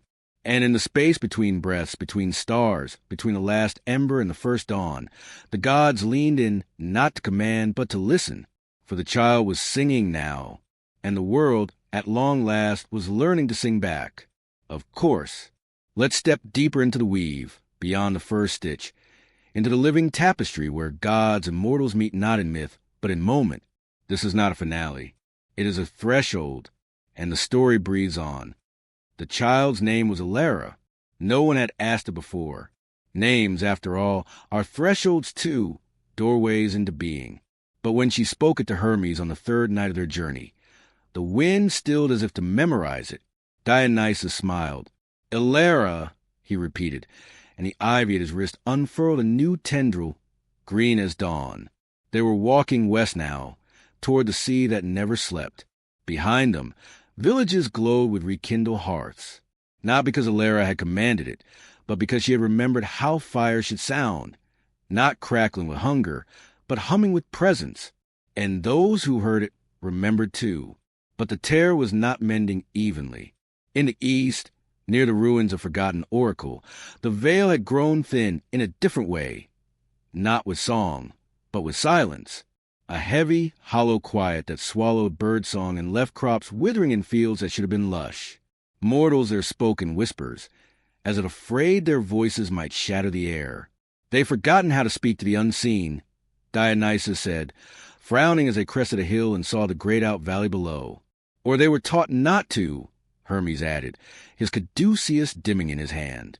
There's a temple there, he murmured, or what's left of one, dedicated to Apollo and something older. Ilera's bare feet slowed. It hurts, she whispered. Hermes knelt. What does? The silence. It's not empty. It's full of waiting. Dionysus exchanged a glance with Hermes. This was worse than neglect. This was sealing. Someone or something had not just forgotten the gods, but had tried to lock them out, back in the underworld. Persephone paced the banks of the Lethe, her fingers tracing the surface of the river. The water, usually clouded with forgetfulness, had turned clear as glass in one narrow stretch, revealing not the riverbed, but reflection.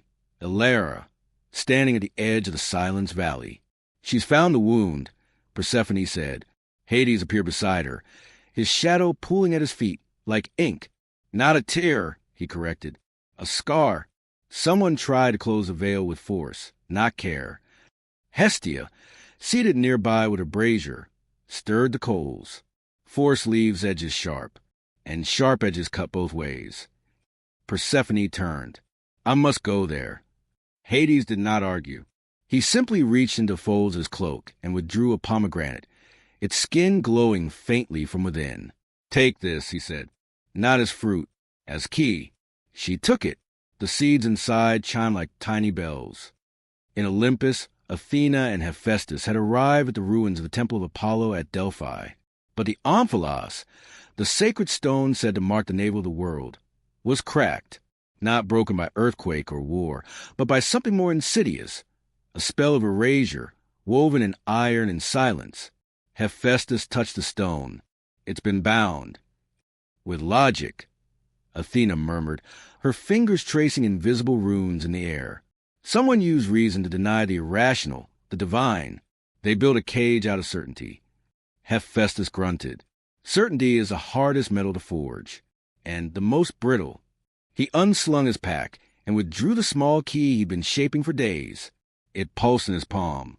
This won't unlock it, but it might remind the stone what it once was. As he pressed the key to the crack, a low hum filled the air, not from the stone, but from the mountain itself. Far below, in the chasm where the Pythia once breathed the sacred vapors, something stirred. Not a voice, a question, and for the first time in centuries, the oracle was ready to listen. Meanwhile, Ilera stood before the ruined temple in the Silence Valley. It was not grand like Delphi, just a circle of weathered stones, half swallowed by thorn and time. At its center stood a single column, broken at the top, its surface etched with symbols no one could read anymore. Yet Ilera knew them, not with her mind, with her bones. They're calling, she said. Who? Hermes asked. The ones who were here before the gods, Dionysus answered, his voice uncharacteristically grave. The old voices, the earth dreamers. Ilera stepped forward. As her foot touched the threshold, the ground trembled, not with quake, but with recognition. The thorns parted, the air cleared, and then the silence broke, not with sound, but with presence. Shapes rose from the earth, not ghosts, not spirits, but memories given form. Figures with antlers, faces of stone, hands made of root and river clay. They did not speak. They simply were, as mountains are, as tides are. One stepped forward, a woman with eyes like polished obsidian, hair woven with raven feathers and dried sage. She reached out and touched Elera's forehead, and Elera remembered, not a story, not a history, but a knowing that before Zeus, before Cronus, before even the Titans, there were those who walked with the land as kin, not conquest. They were the first speakers, the dreamers of the stone, and they had not been banished. They had been forgotten, and forgetting, it seemed, was a kind of dying. We are not gone, the woman's voice echoed in Elera's mind. We are waiting to be remembered rightly. In the underworld, Persephone arrived at the edge of the wound. She did not descend through the usual gates. She simply walked through a patch of shadow that opened like a door. On the other side, she stood in the same valley, but seen through the lens of memory. The temple whole, the fields golden, the air thick with chant and incense. But overlaying it was a present, gray, silent, sealed. She held up the pomegranate. The seeds inside glowed brighter. I do not come to replace you, she said to the unseen. I come to weave you back in. She plucked one seed and let it fall to the earth. Where it landed, a single white flower bloomed, the same narcissus from Elera's village, and from the flower rose a note, pure, clear, ancient. The wound shuddered. Back at Delphi, Hephaestus's key had fused with the omphalos. The crack began to knit itself, not with stone but with light. Athena closed her eyes. The Pythia's voice is returning, but it's not the same.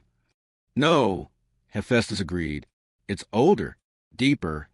From the chasm below, a whisper rose, not in Greek, but in a tongue of wind and water, root and star. The priests of Delphi, long gone, had translated it into prophecy, but this voice needed no translator. It spoke directly to the soul. Asterisk, the sky is not the only throne. The sea is not the only depth. The fire is not the only heart. Remember the ones beneath the roots. Asterisk, Athena's eyes snapped open. It's not just about the Olympians anymore. Hephaestus nodded. The world is remembering its layers. Elera, still in the valley, knelt before the first speaker. How do I help? The woman's hand rested on Elera's chest. You do not fix. You hold. You are a vessel, not a sword. Let the old voices speak through your silence. Let the new gods listen through your song. Then she turned to Hermes and Dionysus. You too are the bridges. But even bridges must be anchored. Hermes bowed his head. We've been walking between worlds so long, we forgot to stand in either. Dionysus laughed softly. Perhaps it's time to plant a vine in the silence. He uncorked his wineskin and poured the deep red liquid onto the earth. Where it fell, green shoots burst forth, not grapevines, but something older, night-blooming cereus, moonwort, dreamroot. The first speakers began to fade, but not into nothing, into the land itself, into the stones, the soil, the breath of the wind. But their presence remained. That night, Elera dreamed. She stood in a vast cavern beneath the world, where roots of mountains tangled with rivers of starlight. Around her stood figures, some familiar, some strange. Hestia, tending a fire that burned with no fuel. Hades, holding a scale balanced with soil and sky. Persephone, weaving threads of memory into a net that caught falling stars. But beside them stood others, the first speakers, the Titan Rhea, a woman with a lion's head and wings of storm. Sekhmet, though Elera did not know her name, a man with the antlers of an elk and eyes like mossy stone. And in the center of the cavern stood a loom, not a wooden thread, but a breath in time. You are the weaver now, Hestia said, not unkindly. Not alone, Persephone added, but the hands must be mortal. The gods can guide, but they cannot touch the threads directly. The veil is ours to hold, but only yours to mend. Elera reached for the loom. Her fingers passed through the strands, and the strands passed through her. She was not separate from the weave. She was the weave. When she woke, her palms were stained with silver dust. In the days that followed, the world began to shift in ways no one could fully explain. In Egypt, a priestess dreamed of Greek gods walking the banks of Nile, and woke to find lotus blossoms blooming in hieroglyphic patterns on the temple floor. In the forests of Gaul, druids felt the oaks hum with a new resonance, and their divinations began to speak of a child with silver hands who would walk the old roads.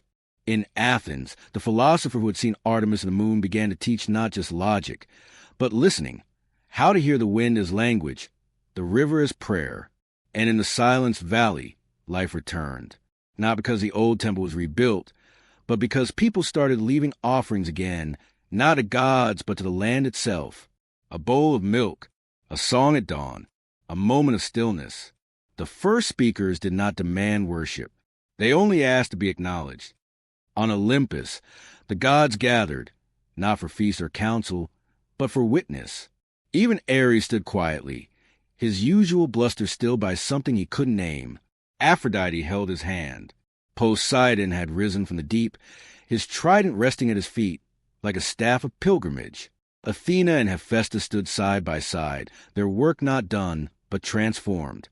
Zeus, for once, did not sit on his throne. He stood at the edge of the cloud palace, watching the earth below.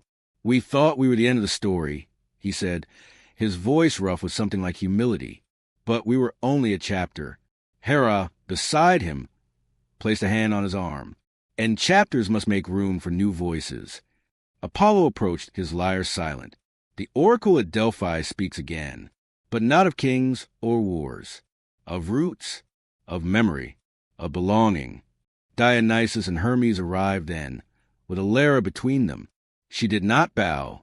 She simply looked at the gods, and they, for the first time, looked back not as rulers, but as kin. "We are not here to serve you," Hera said, her voice clear as Alethi's new clarity. "And you are not here to command us. We are here to remember together."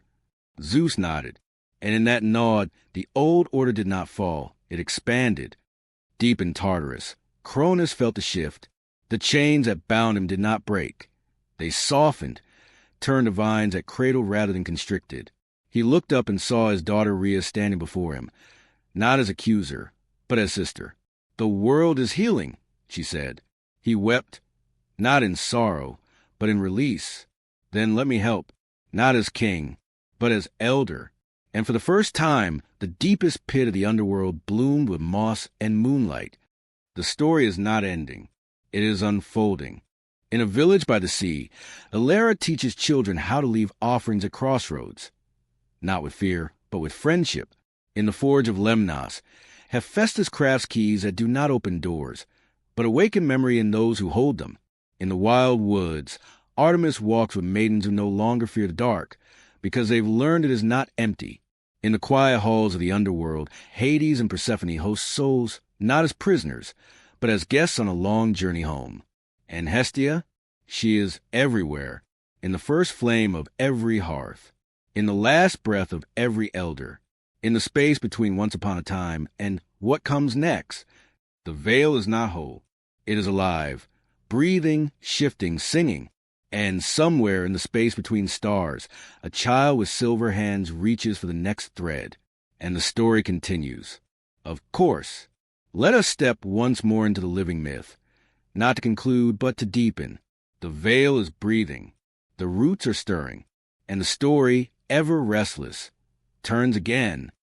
The silver dust on Hera's palms would not wash off, not with water from a purest spring, not with oil from Athena's sacred grove, not even when Hephaestus dipped her hands in molten starlight and cooled them in the breath of the west wind. The silver remained, not as stain, but as second skin, humming faintly when she passed places where the old world still whispered. She had returned to the coast, to the village where the narcissus first bloomed, but it no longer felt like home. Not because it had changed, though the hearts burned brighter and children now left honey cakes of wind, but because she had changed. She was no longer just Hera. She was Hera who holds the threads, and the threads pulled her elsewhere. One evening, as the sun bled gold into the sea, a stranger arrived, not on horseback, not on foot, but on the back of a great sea turtle, its shell patterned like a star chart, eyes ancient and calm. The stranger stepped onto the shore and bowed, not to Hera, but to the earth beneath her feet. "I am Kalin," they said, voice like tide over stone. I come from the Isle of Echoes, where the waves speak in forgotten tongues. Elara knew the name. It had appeared in her dreams since the cavern beneath the world. The Isle of Echoes was not on any map.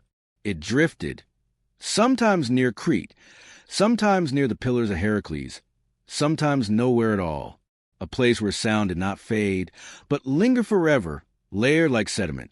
The veil is thin there, Kalen said, thinner than anywhere, but it is not singing.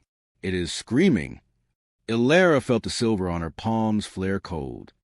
In Olympus, Hermes had vanished, not fled, not hidden, asterisk unwoven star. One moment he stood beside Dionysus, refilling a cup of wine that smelled of pomegranate and lightning.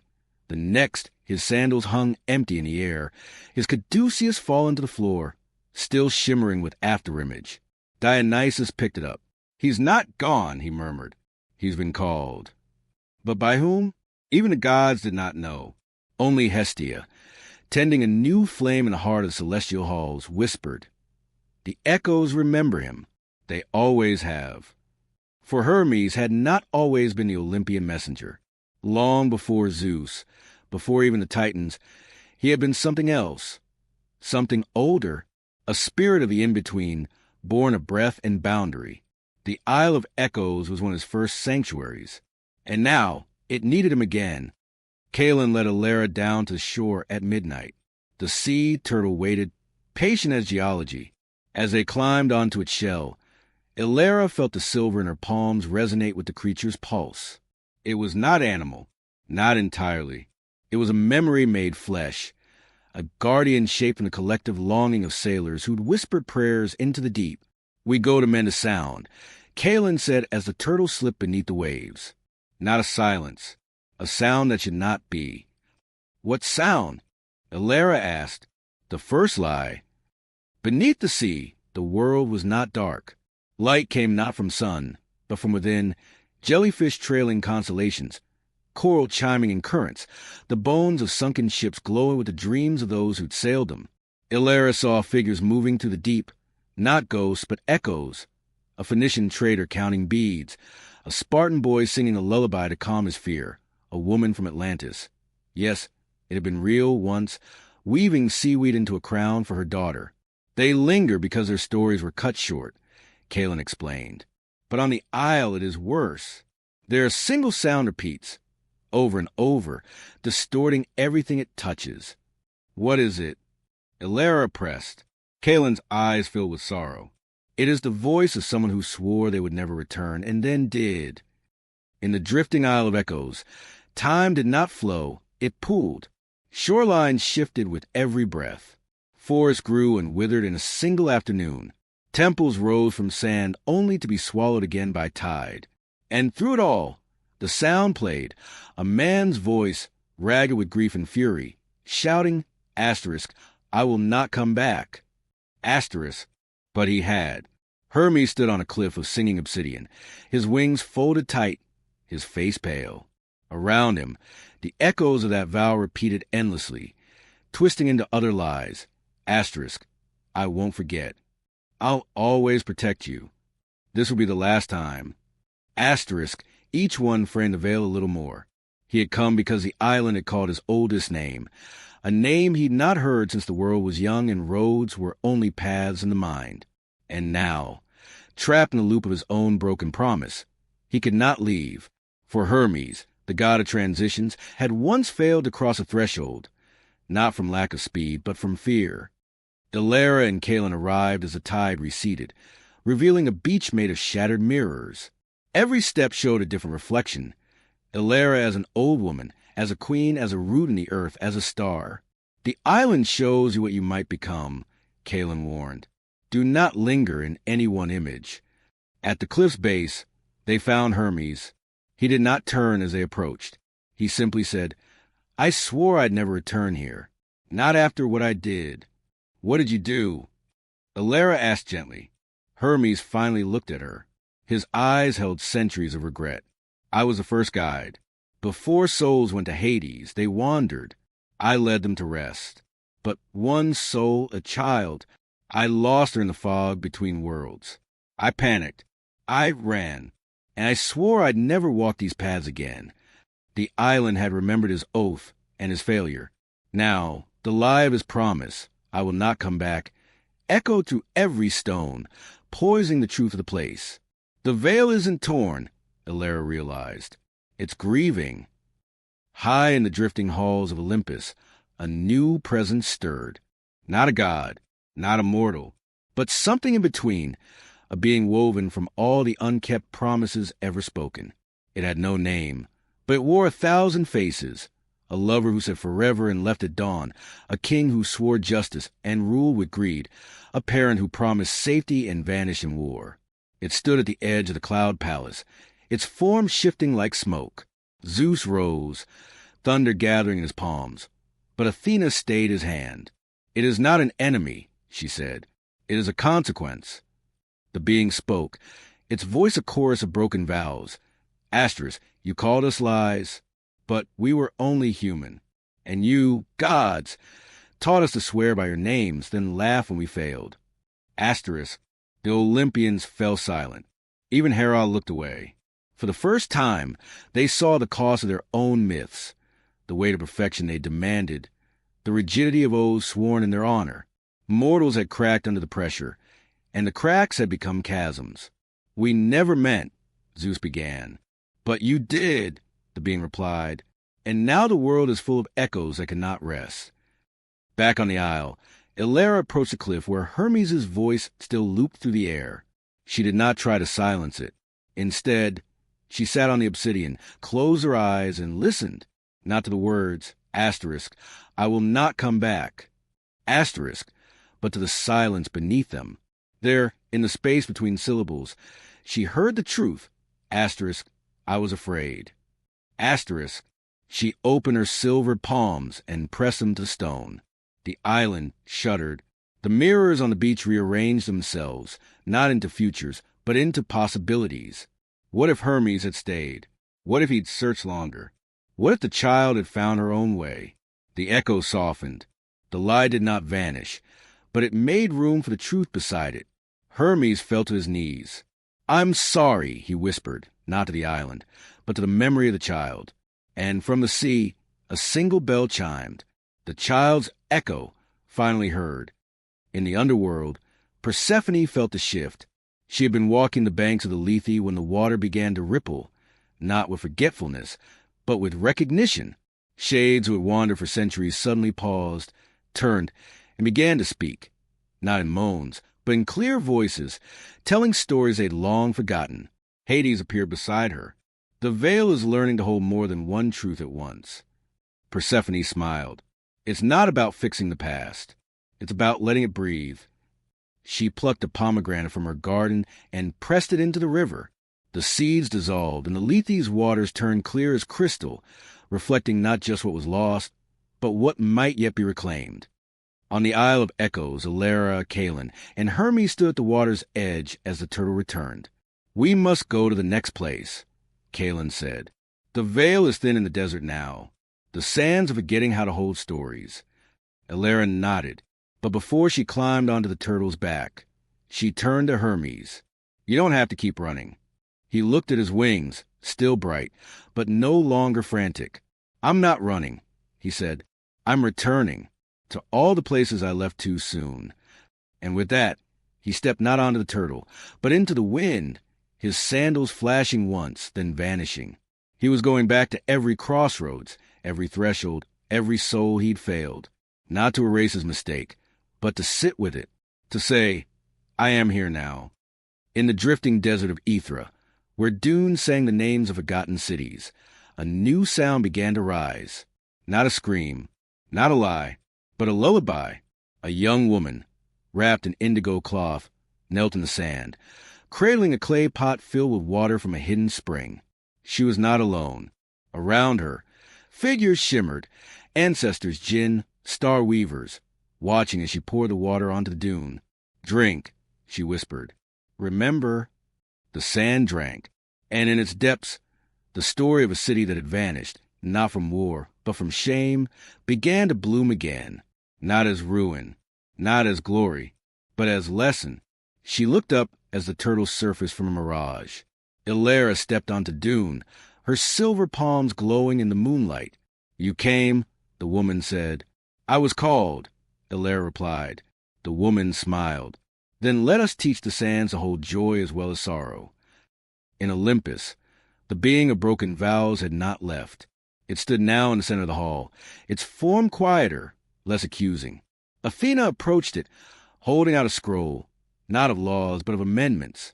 "We cannot undo the past," she said, "but we can rewrite the contract." One by one, the gods added their names, not as enforcers, but as witnesses. Zeus swore to temper justice with mercy. Hera vowed to honor the complexity of love. Poseidon promised to calm his storms when mortals asked. Even Ares gruffly added, "Asterisk, I will not glorify war without honoring its cost." Asterisk, the being of broken vows began to change. Its many faces softened. Its voice, once a chorus of pain, now hummed like a lullaby. It was becoming something new, the keeper of second chances. Deep in the earth, the Titans stirred again. But this time, it was not Cronus who woke. It was Oceanus, the eldest, the river that circled the world before time had edges. He rose not from Tartarus, but from the deep places beneath the sea, his beard woven with currents, his eyes holding the memory of every drop of rain that had ever fallen. He did not speak to gods or mortals. He simply flowed, through roots, through veins, through the cracks in the veil, and where he passed, the layers of the world remembered they were connected. Hephaestus, working at his forge, felt the change in the metal. "It's not just iron and bronze anymore," he told Athena, who had come to visit. "The earth is singing in the ore." She touched the anvil. "Then we must listen while we shape." Hera's journey did not follow a map. From desert to mountain, from city to cave, she walked the thin places, the thresholds where the world was learning to hold its contradictions. In a mountain monastery, she taught monks to chant not for enlightenment, but for remembrance. In a port city, she helped sailors leave offerings not just to Poseidon, but to the drowned voices beneath the waves. In a forest where wolves howled the old songs, she sat with elders who remembered when trees could speak, and listened until she heard them too.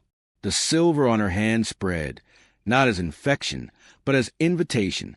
Those she touched found they could see the threads of the veil, not as rupture, but as tapestry. And always, the gods walked beside her, not above, not apart, but alongside. Athena in the libraries, reminding scholars that knowledge without compassion is dust. Dionysus in the theaters, showing actors that masks are not lies, but doorways. Artemis in the wild places, teaching hunters to take only what they needed and to thank the prey.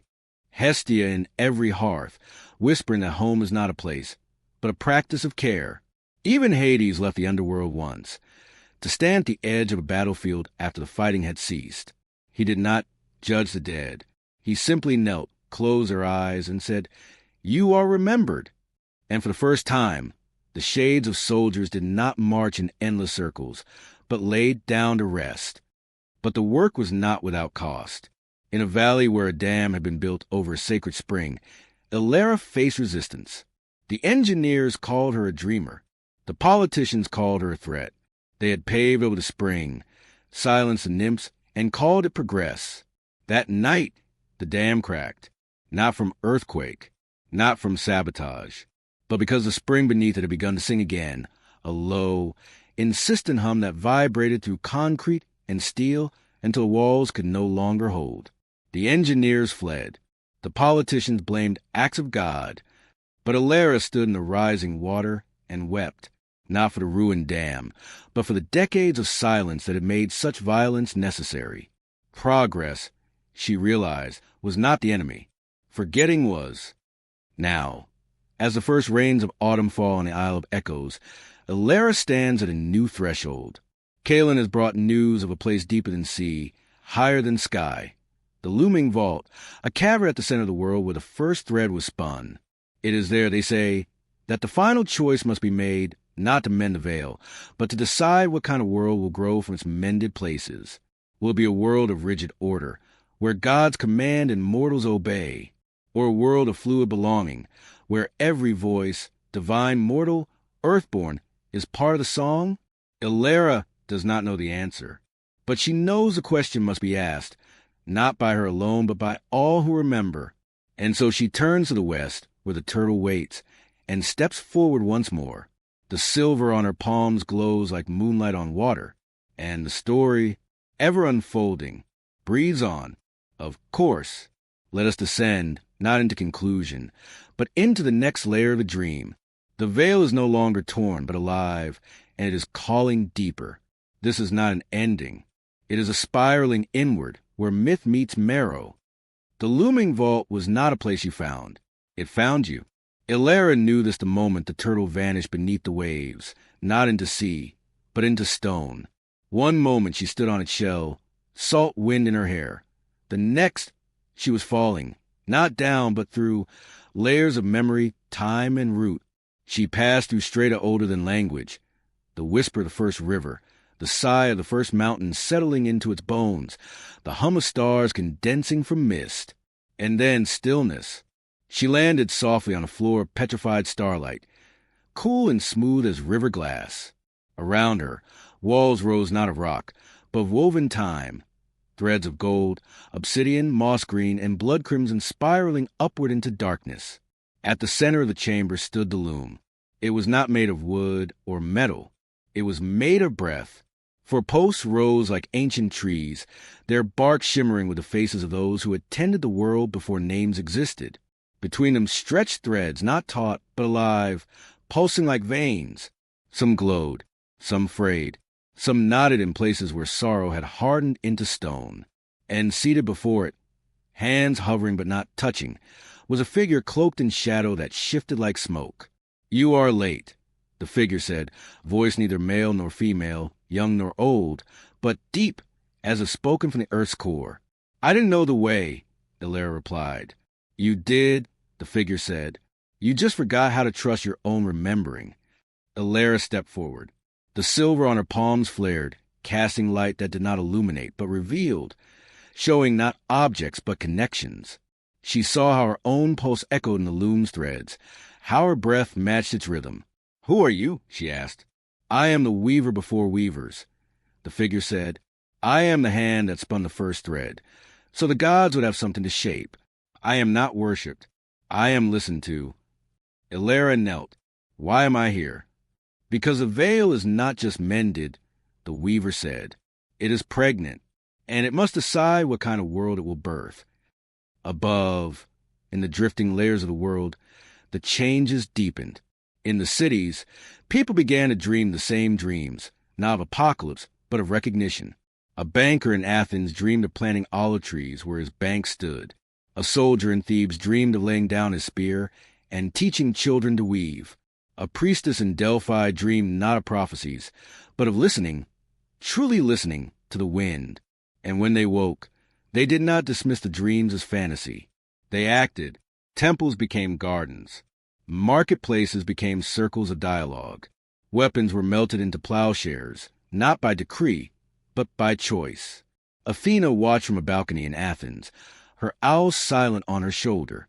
"They are not waiting for us to save them," she murmured. "No," Hephaestus said, appearing beside her, his hammer slung over his back like a traveler's staff. "They are remembering they were never lost." But not all welcomed the shift. Deep in the heart of a fortress built on the ruins of an ancient grove, a council of men gathered. They wore robes of iron gray, and their eyes held no stars, only calculation. They called themselves the Keepers of Clarity. "Superstition is returning," their leader hissed, pacing before a map of the known world. "Mortals are abandoning reason for whispers." "They speak of a child with silver hands," another said. "She walks the thin places and makes the old powers stir." The leader slammed his fist on the table. "Then we must cut the threads. Sever the veil completely. If gods and mortals are to be separate, let it be by wall, not by whim." And so they began their work, not with swords, but with silence of a different kind. They burned libraries that held songs of the earth. They poured salt on sacred springs. They built towers of cold logic, designed not to reach the heavens, but to block them. Their greatest weapon? A silence that did not wait, but erased. Where they walked, Birds forgot how to sing. Rivers lost their names. Children stopped dreaming in color. The veil shuddered. In the looming vault, the weaver pointed to a dark knot in the threads, a place where fear had coiled so tightly it had stopped the flow of memory.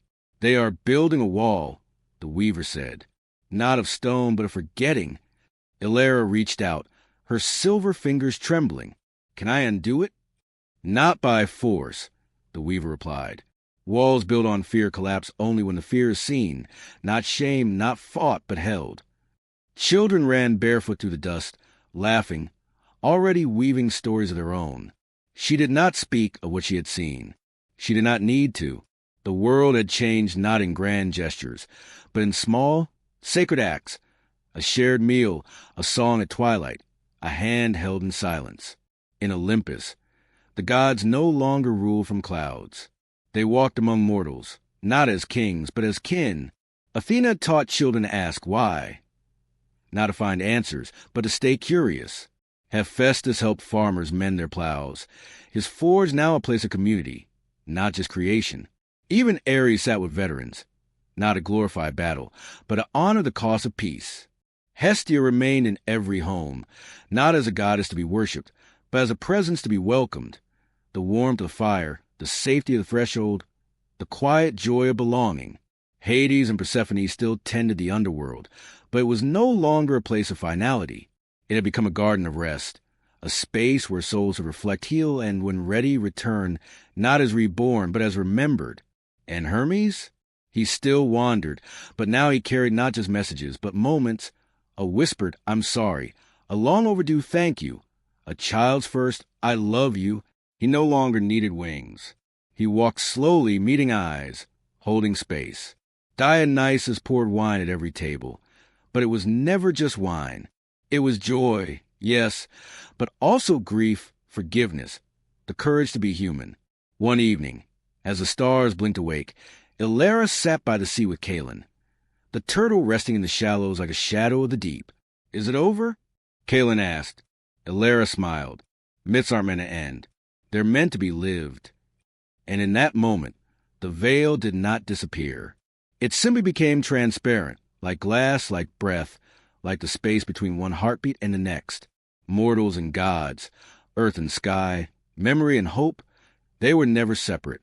They were always parts of the same song. Years passed. Hera grew old, her hair silver as the thread she once wove. She taught the young not to seek gods, but to listen for the divine in the rustle of leaves, the rhythm of the tides, the kindness of a stranger. When her time came, she did not fear the journey. She walked it gently, hand in hand with Persephone, who greeted her not as a queen, but as a sister. And in the asphodel meadows, she found not silence, but a chorus of all who had loved, built, dreamed, and dared to remember. Back in the village, they did not build a temple to her. They planted an olive tree where she used to sit. And every spring, when it bloomed, the children would gather beneath its branches and tell stories, not heroes or monsters, but of a girl who listened, and in listening, helped the world remember how to sing. The gods never left. They simply became part of the music. And so, traveler, as you close this tale, know this. The hearth still burns. The sea still sings. The veil is whole, not because it was mended, but because we finally learned to see through it. Rest now. You, too, are part of the song.